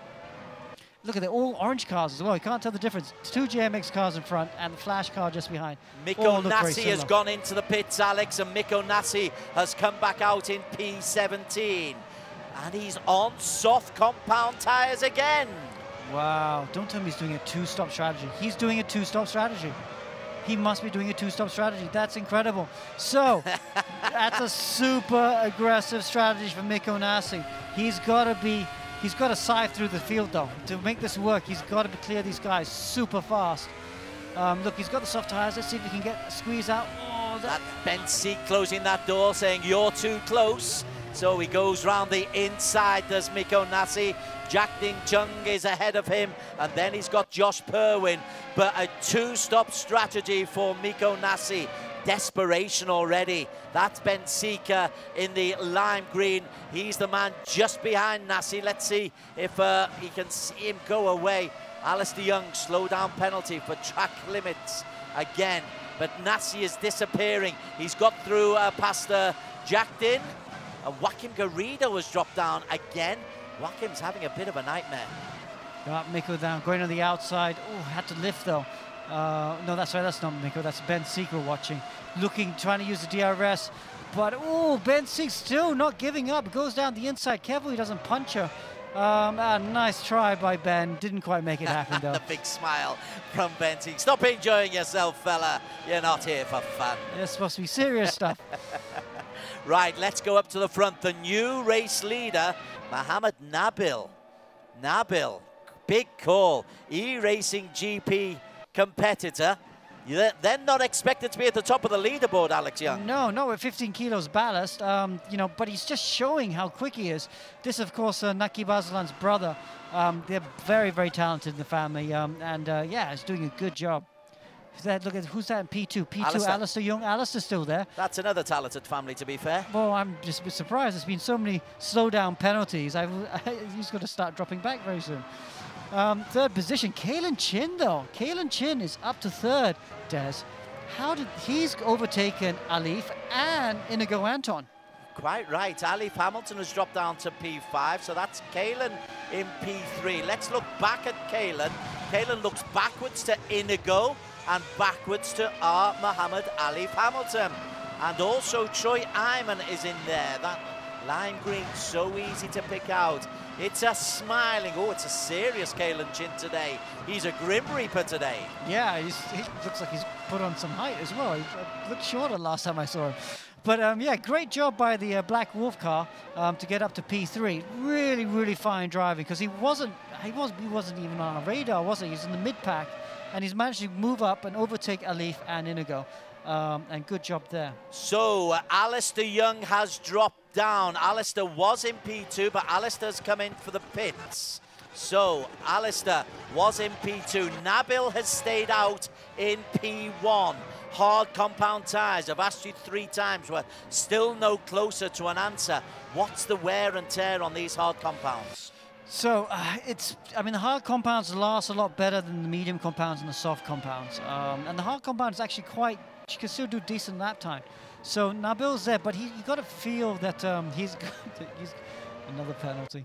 You got to feel that Nabil's in really good shape right now, but he's got to be thinking about a pit stop. But he's going to try and stretch it out a bit longer, because the good thing about starting on the hard tires is if you can stretch it out, don't come in at the 15-minute mark, don't come in at the 20-minute mark, maybe come in at the 22-minute mark, you can go to soft tires. And if you can go to soft tires, you're laughing, because the soft tires have so much grip, and if you can just run 10 minutes on the soft tires, Nabil will be looking in great shape.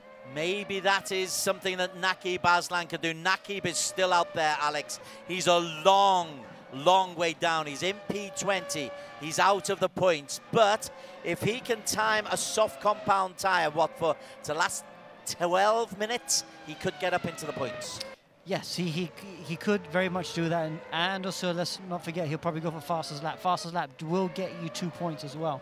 At the moment, I think fastest laps with Miko Nasi. Yeah, he's done a 5.6. But yeah, still a long way to go. Anyone can get that fastest lap. Muhammad Alif is making a move here on Inigo Anton.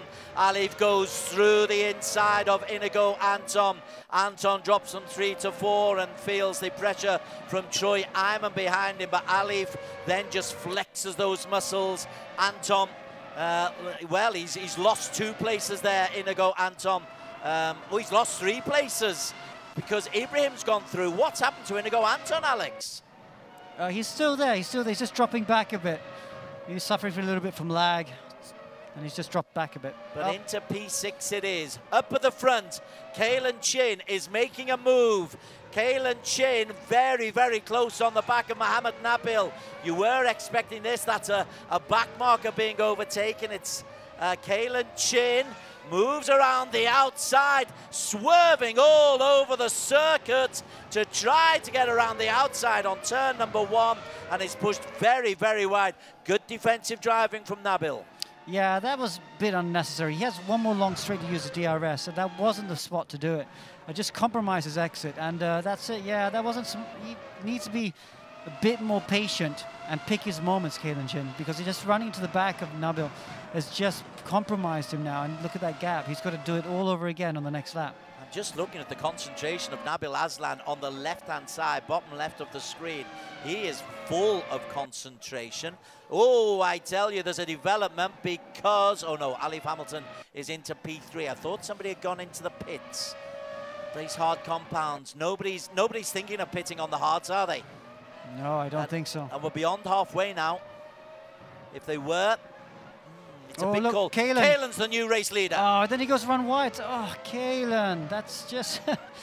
he's just making it super hard for himself, and this is going to compromise his chance of winning this race. He's not won a race 2 before in ERGP. And if he doesn't drive smart, he's going to lose this race as well. Well, this time he does get past, and then loses it again. You Yeah. can see his reaction. He's wondering what's going on. That might be a game problem for him. He's got a puncher. He's got a puncher. Oh dear. Yeah, he had contact with Nabil, and you can't afford contact. Oh, it's making it so easy for Alif. And Alif is just going to go straight through as well. Has Alif gone into the pits? Oh, Alif's gone into the pits. So Alif Hamilton has gone into the pits. So it's not that easy. Nabil still leads. Kalen Chin has had a puncture. He is out of contention. Yeah, Nabil doing really good. I'm so super impressed. This is the younger brother of Naqib, and he's taking a really good care of those tires. Yes, he got into first position so he could massage him a bit better.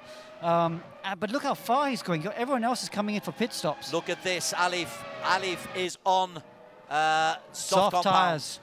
Soft tires. Can he make it go to the end? That is the question. Look, Kalen's still trying to get in the pit lane. Oh, with his punch, it's such a shame, Kalen. I think he's only got himself to blame because he had contact with Nabil on that lap. Once at turn 1, once at turn 2. Didn't play that smart, I feel, and unfortunately that's his race ruined. So Alif is, guess who he's trailing? He's trailing Mikko Nassi. Nassi is in 4th, Alif is in 5th. Nassi is posting a 107.4. These are not fast laps from Mikko Nassi.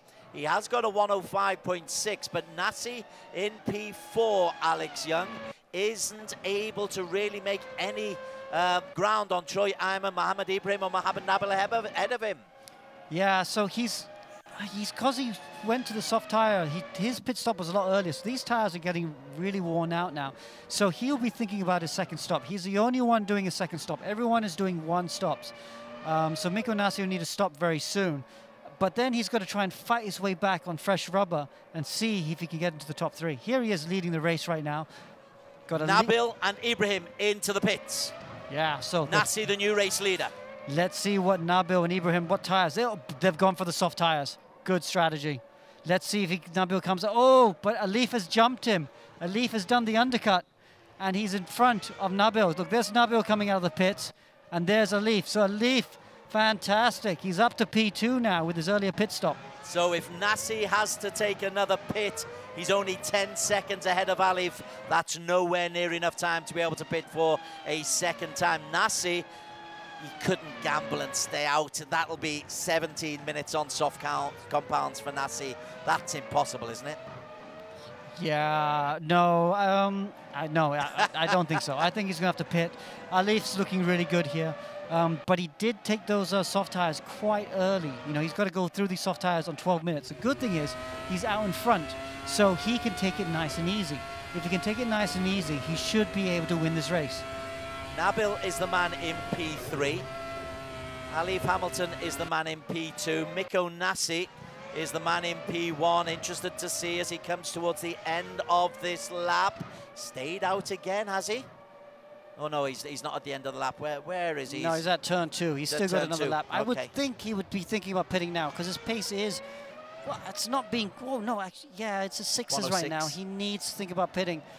He's going to come out of the pit lane with about 10 seconds down on Alif, and I think it's going to be too far to make up.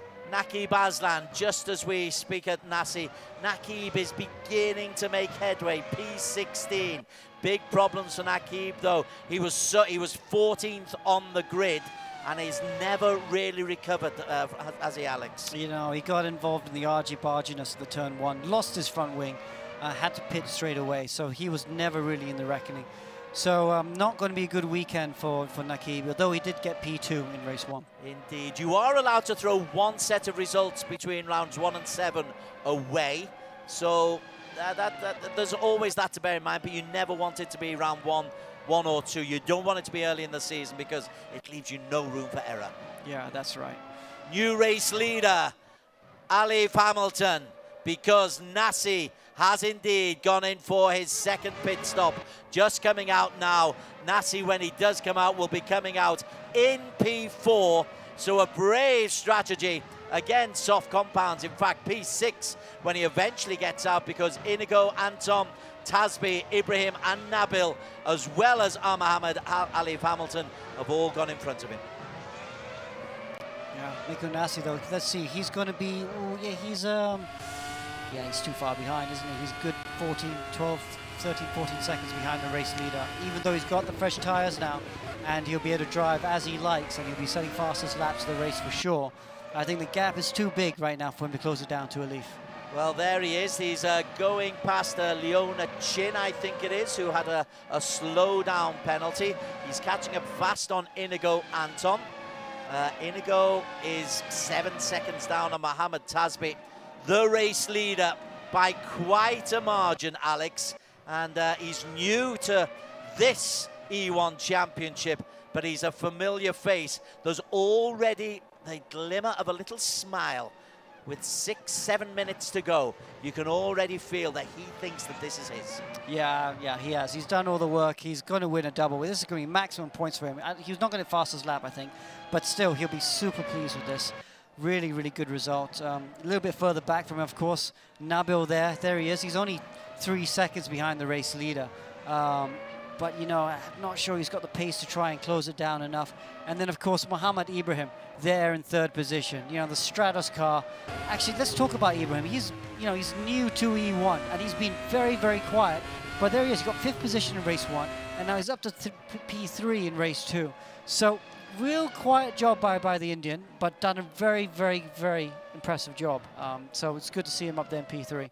A bit further back from the Stratos Motorsport car is Mohamed Tasbi, the 2nd of the Team Flash cars. There he is. He was not looking so good in the beginning of the race, but obviously I think after the pit stop, the changing of tyres has helped him, and he's looking quite good. And behind Tasbi, the flying Finn, Mikko Nasi, setting some quick lap times right now as he goes in search of fastest lap of the race. Good little battle going on in the lower reaches. Alistair Young has just got ahead of Mika Hakimi. They are old rivals as Alistair Young in P12 here. He's had a lot of drive-through penalties, a couple of wry little smiles from Dad on Alistair.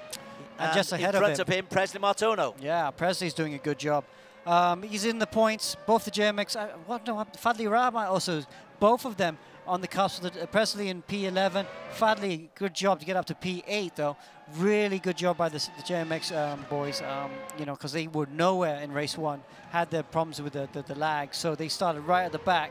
But for them to get up into the top 10 is a really good result. Oh, he's gone very wide there, Fadli Rahmat. 25 minutes of racing have gone. The race leader is this man, Alex Young. Superlatives already this early in the season. He's taken a 105.3, still not fastest lap. That belongs to Mohamed Ibrahim. A 105 dead. That is quick from Mohamed Ibrahim. But no, sorry, Alif has just gone faster. So he's posted 2 105 laps back-to-back, Alif Hamilton.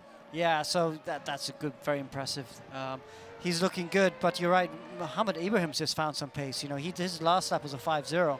On tyres are getting a little bit worn, so he's not giving up. He's trying to close down the gap to P2. Mohamed Nabil, who's just in front of him. If you look from his cockpit view, you can just see at the top of the screen Nabil just there in the distance, and Ibrahim will fancy his chances. You know, 4 minutes to go. There's still plenty of time to close the gap. I saw Alistair took another penalty there. I don't know what he's doing. Kick him out of the race, I think. Well, he's up to P10 at the moment. We're still on board Mohamed Ibrahim. Mohamed Nabil is the new race leader. What's happened here? What has happened to Alif? Where is Alif? What has happened to Alif? He's down in P12. A 2-stop strategy? Oh, he must have taken his second stop. Wow. Wow. Wow, wow, wow. That's it. We thought he'd won this race. But I did say that first, stop for soft tires came very early. I thought he was going to go to hards, but there he had to pit, I guess. He was running out of tires, scared he had to puncture. Wow, so now, okay, he's P12, he's still in the points. He's going to go for fastest lap, I think. He's not going to win the race. So, who's going to win the race, Des? Well, Nabil is there. Mohamed Ibrahim is still there from India. It's Malaysia, India, and Nasi is up to P3, but 10 seconds down on Nabil and Ibrahim. We've got 3 minutes to race. They're all on soft compounds, but Nabil and Ibrahim, their tyres will be degrading by the second. Let's just see if Mikko Nasi... No, Alif is still there. Ah. Alif is Okay, P1. so I think we have server issues again. So apologies for that. Yeah, no, it looks like Alif is still winning. It's just connection problems with the server. So Alif is still there. He's somehow making sure those soft tires can hang on, and he's leading the race. Occupational hazard of connectivity. Apologies for that. Apologies for Alif Hamilton fans or those who didn't want Alif to win. But yeah, he is leading. It is going to be a win double. Yeah, but this is a good battle we're watching right now. Nabil there having a good battle with Mohammed Ibrahim. And there is Ibrahim. You can see, if you ride on board with Ibrahim, how close he is to Nabil now. It's just within touching distance. How many more laps we got? We got 2 more laps to go, Des? So 1:53 to go. They're yeah, this +2, I feel. This plus 1. Yeah, this +1, I think. Oh no, this +2, Alex, because it's a 1:40. It's this +2. Yeah, they're coming through, so there are 2 laps remaining as they go through the start-finish line. Mohammed Ibrahim in P3, getting very, very close on the back of Mohammed Nabil, who disappears. And so let's move on to Alif Hamilton once again. If we can. Oh, that's P2. Alif disappears. Nabil in P2, facing the wrath of Ibrahim. Great battle. The Indian is doing superbly, Alex. Yeah, no, really, really good job. Because RaceRoom's not his game. As he goes down the inside, dives down the inside of Nabil. That's Ibrahim there. Great move, textbook move. Just sent it down the inside. I think caught Nabil out by surprise. Does he want to do that, though? Because DRS on the last lap, Nabil will have DRS. Well, I think he fancies he's got the pace. And look at that. Nabil suffering in the dirty air through the double left-hander. And Ibrahim has a gap. Even if he doesn't have a second, this looks like a good move by Ibrahim because he clearly has the pace, and he's pulling away now from Nabil. Nabil is the man that is in the red just behind. The DRS is implemented, and he has indeed. He's pulled half a second already, so half a second from Nabil. Alif Hamilton is still leading the way. The top of the screen tells you that the race is nearly over. There are 20 seconds to race, so they will finish the lap that they are on. The race leader by a long way, Alex, despite that little scare, is Alif. He is going to have a win double. He's going to pick up 50 points, and I think fastest lap for this race as well, a 1:05.004. Ibrahim currently in P2, Nabil in 3, Nasi in 4, Tasbi in 5. Yeah, Alif there looking good as he comes through. Few more corners to go. This has been a great super show by Alif, the Singaporean, just dominating proceedings. You're going to get used to his voice because Alex is going to have to talk to him afterwards again. And the race double goes to Alif Hamilton. He takes it. Mohammed Ibrahim holds off Mohammed Nabil for P2. Miko Nasi will come through in P4 ahead of Mohammed Tasbi. Inigo Anton completing the top 6 for the Philippines as he comes over the line now. But our race winner, Alex Young, is for the 2nd time Alif Hamilton. Wow, really good job by Alif. We're going to have to talk to him again, get his reactions. Just try and talk with him right now. Alif, wow, that was a good race, wasn't it? Yeah, really, very good. Double win. How are you feeling? Amazing, you know. It was really up and down. I mean, in the middle, I was a bit stuck, you know, in traffic, and just pitting that 1 lap early really helped to jump me past the traffic. But yeah, second win for Team Flash, so it's all good. Yeah, 100% record. And tell us about the tires. You were on the softs, changing quite early. Was there enough rubber at the end? No, I just wanted to undercut those in front of me, because I knew it was going to be very, very hard to get past them on the track. So I had to just take the risk, and my tires were 0% at the end, just dropped to 0%. So I almost blew it. Oh, great strategy though. Those who dare win, who dare wins the race. So double win for you. You must be feeling pretty good for the rest of the championship now. Definitely. I mean, I'm gonna take it one race at a time, you know, as usual. Next race, you're gonna have 20 kilos of ballast, so it's gonna be pretty fun. But yeah, other than that, just want to thank you guys for watching, Alex, the whole EGG network for putting this up as well, for Team Flash for believing in me, and putting me or signing me up. Great job, mate. Well done. Naki Baslan, as you suggested, Alex, has pinched the fastest lap, so he's taken some kind of consolation. He had a second place in race 1, but all kinds of problems in race 2 for Nakib. A P15 finish plus fastest lap. But what a performance from a debutant, Mohammed Ibrahim from India. A P2 for him on this reverse grid race. Yeah, we're going to have to try and talk to him later. I mean, Ibrahim was very impressive. I actually talked to him about a week ago. And he was struggling to set up his wheel and his pedals to the game. You know, he pretty much exclusively races on different games. But we know about his talent. We know how quick he is, how good he is. I'm glad he sorted out his pedals and his wheels. And yeah, great to get his first podium. Okay, so we eventually sorted out the server, not as smooth as we'd like it to have been. We'll go through the analysis, we'll get some interviews, talk to Mohammed Ibrahim especially afterwards. Daniel will take us through the break and then through that post-race analysis. Thank you very much, Des. That's right. We've got a lot coming for you right after the break. We've wrapped up round 1 here, but don't go away. We've got highlights and more interviews to come. But first, a quick break. We'll see you in a bit.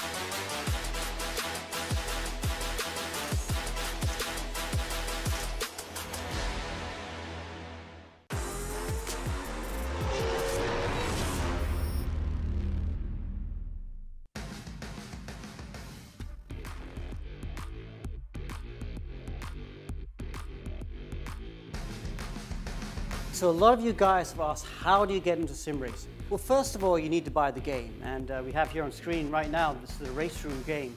But you don't have to get this lovely, beautiful rig that we have here. You can actually start with just a keyboard and mouse. And we have a lot of drivers actually win in e-racing GP with just a keyboard and mouse.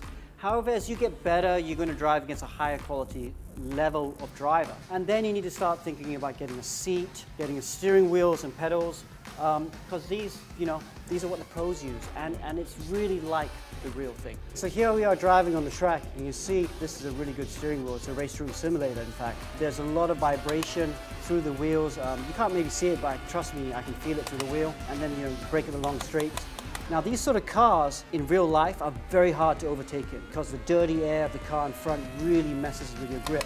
But in this game, we can take out the dirty air, so it's like the old school Formula 1 cars where you can follow people closely. There is still a little bit of dirty air. I've talked to some of the drivers and they say they get too close. It actually affects the rear wing, so it can make it really, really oversteering. There is a little bit of that, but it's very much minimalized, so you can actually overtake, and it's a lot of fun to drive.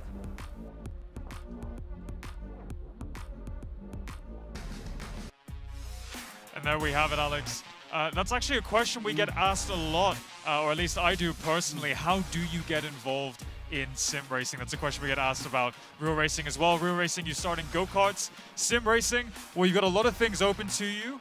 You've got RaceRoom as well, and it means that you guys watching this show as well can be involved in the E1 Championship too. And if you guys have any other questions about how to get started, please remember you can message us on our social media pages at the E1 Championship on Facebook or E1 Race on Twitter and Instagram. We'll be happy to answer any of your questions. Now, up next, let's speak to a couple of drivers who had a very interesting race too, the 30-minute longer endurance race here at round 1. We've been racing in Austria at the Red Bull Ring. Let's speak to Muhammad Ibrahim. He finished in 2nd in his debut for the E1 Championship in Season 1. All right, let's see if he's ready. Okay, so Ibrahim, great job. I mean, 5th in race 1, 2nd in race 2. Talk us through your day. I mean, it's been an absolutely unexpected day for me because I had really a small amount of preparation and I was so excited to be part of this championship. But unfortunately, I didn't get much time to prep, so I was really not expecting this result. So you were saying to me earlier on that had some issues with the wheel and the pedal. So is those fixed now? No, actually, I've still been running with almost no force feedback, so I can't feel much through the wheel, so it's really difficult to drive. So if you could fix that for round 2, you'll be even quicker. Yeah, yeah, hopefully. Well done anyway. Great job today. Yeah, really good job. There he is. There he is in screen. You must make you feel a bit more confident about the rest of the championship, though. Yeah, I know. I mean, this round really helps me a lot because, I learned a lot from all my teammates, and just getting a first round experience, makes a big difference, Hopefully for next round, it goes even better. Okay. Well done. Thanks very much. Yeah, thank you so much. I would like to thank Alex, everyone in E1, Daniel Woodruff, and whoever's doing the commentating, the organization, and everybody, just big thank you to you guys. Well done. I've never had thanks before on the show. That's great. I think I have a new favorite driver. Yeah. All right, let's speak to one more driver before we get to the highlights. Let's speak to Nabil Aslan. Now, we've mentioned a couple times in the race, he's the younger brother of Naqib Aslan, who was the first championship winner of the E1 Championship. There he is up on screen. Nabil, hello. How was that race through for us? That was a very impressive performance. Podium finish in your first round of the E1 Championship. That puts you in pretty good stead for the rest of the season. But tell us about your race too. It was pretty simple, really. Just had to manage my tires and find the right opportunity to overtake the other people. We saw quite a few different tire strategies there, and I think the drivers can get away with that because we have so many on the grid. But what tire strategy did you go for? I think we opted to do the hard tires, and then around the 17th lap we pitted for the soft, so that we could push ahead at the last stint. We saw quite a few penalties going around. Did you get much damage there? No, nothing much. Yeah. Yeah. Okay. Well done, Nabil. You'll be back for race 2? Yeah, if I can try to qualify for the leaderboard. Yeah. Okay. Outstanding job, my man. Thank you. Awesome stuff. Another young talent there in the E1 Championship. Now, Alex, let's talk a little bit about that race too. I think there's quite a lot going on. I think one driver I do want to just focus on a little bit is Kalen Chin. And a phrase you hear on the racetrack a lot is to finish first, first you must finish. So tell us a little bit about what his race was like, because he had the pace to win. Wow, I mean, so Kalen was what? I think he was like outside the top 5 over the first few laps. And then you saw him come through. He overtook Alif, he overtook Inigo Anton, and he pulled away from them. And he's like, whoa, Kalen's got some, where's this pace coming from? This is race-winning pace. And then he came across the guys in front of him. Who was it? He was trying to overtake Nabil. It was Nabil. It was and, Nabil. I mean, you give coach drivers, I mean, he just did all the wrong decisions, didn't he? Try to, way too close to the car into turn 1. So you're hitting him on the way out, and then you lose it on the way back. And then you dive down the inside of turn 1, then following that, messes up your exit, of course, and then you have to race into turn 2, and there's this more banging of wheels, and then he picks up a puncher. As a driver coach, it's infuriating, isn't it? Because no comment. I mean, he's such a good driver. And I don't know, maybe he just got a little bit excited because he had a chance to win. And, we know how competitive he is, right? So I think this is going to make him come back even stronger. And he'll get that his first race 2 win, hopefully. Well, he was a driver we saw in the last season that really progressed throughout the different rounds. So I'm sure we're going to see the same this season as well. Up next, let's take a look at the race 2 highlights because there's a lot to talk about. Okay, so here, look at the starts here. Joaquin Garrido had a great start, and he looked pretty comfortable at the front, led for the first couple laps. But in the end, some of the others were starting to overtake. Here we got the, this is later, this is mid-race, we got the JMX Phantom cars just swallow him up. This is those instances we were talking about with Kalen trying to overtake Nabil. He looked in really good shape. I actually thought he was going to win the race, but unfortunately that puncher, put him out of the race and out of the reckoning. And then this is Mohammed Ibrahim then overtaking Nabil for second position. Out of shot, of course, though, it was Muhammad Alif from Singapore in Team Flash. And that's 2 wins out of 2 for him now. And he is our championship leader.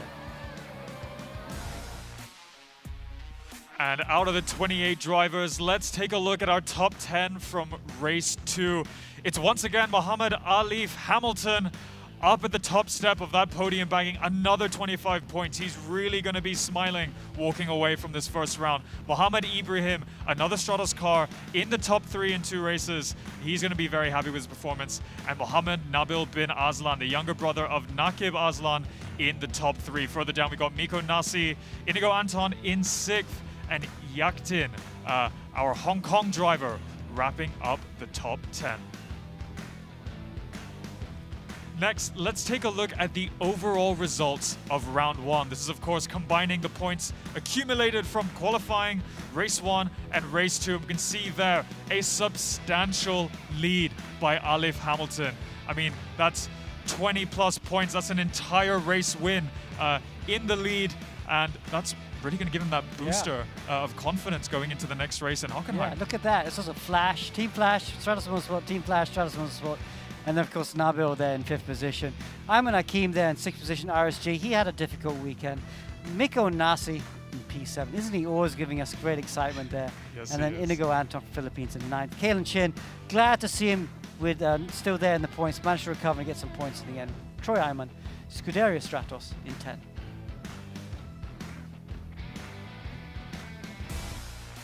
Alex, I'm going to ask, who is your standout driver of tonight? Oh, you have to say Alif, right?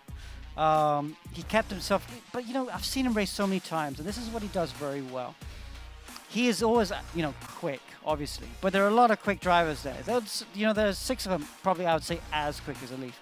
But Alif always maximizes his opportunities. Even if he's in traffic, you can see him in the middle of the race. He held back. All right, I lost a place. Kalen got by. No worries. I'm not going to panic. He doesn't panic. And I think that's probably his greatest attribute. And he's come away with 2 race wins.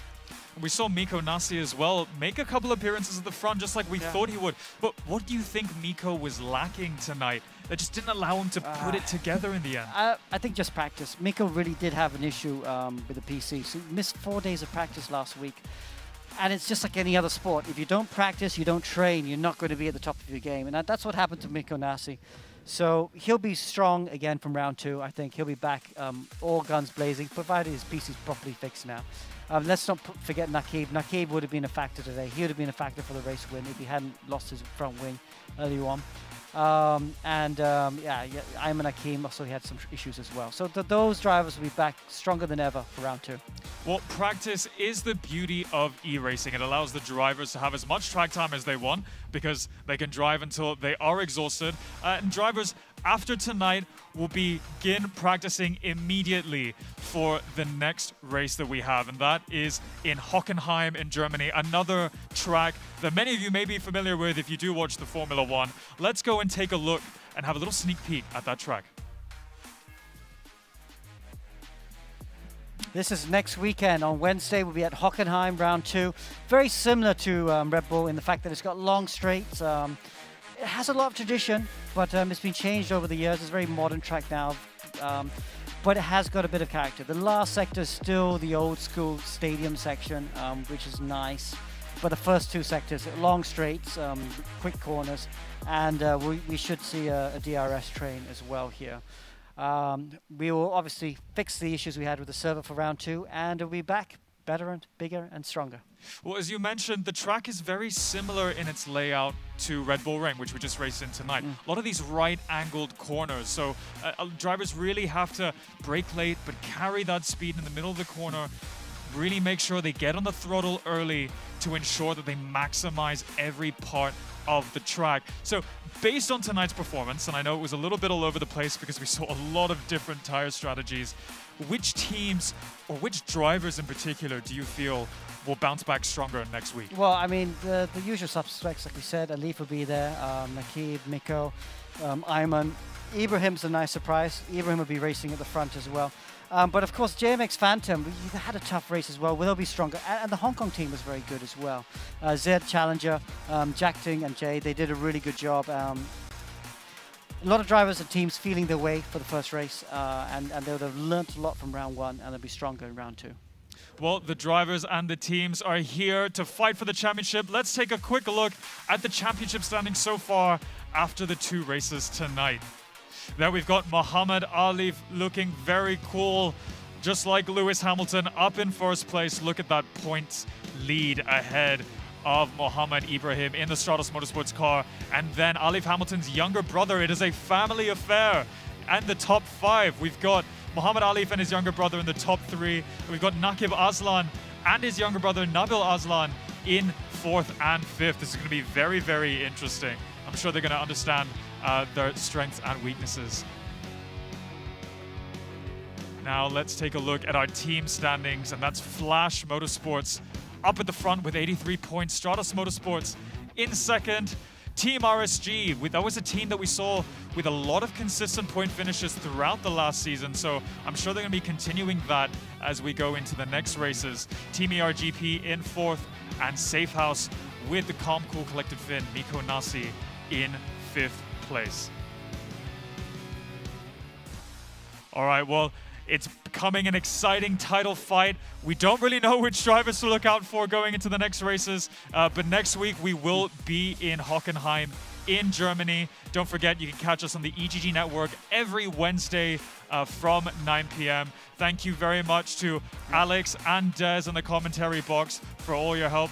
And don't forget to catch us next week. We'll see you then. Take care and good night. Good night.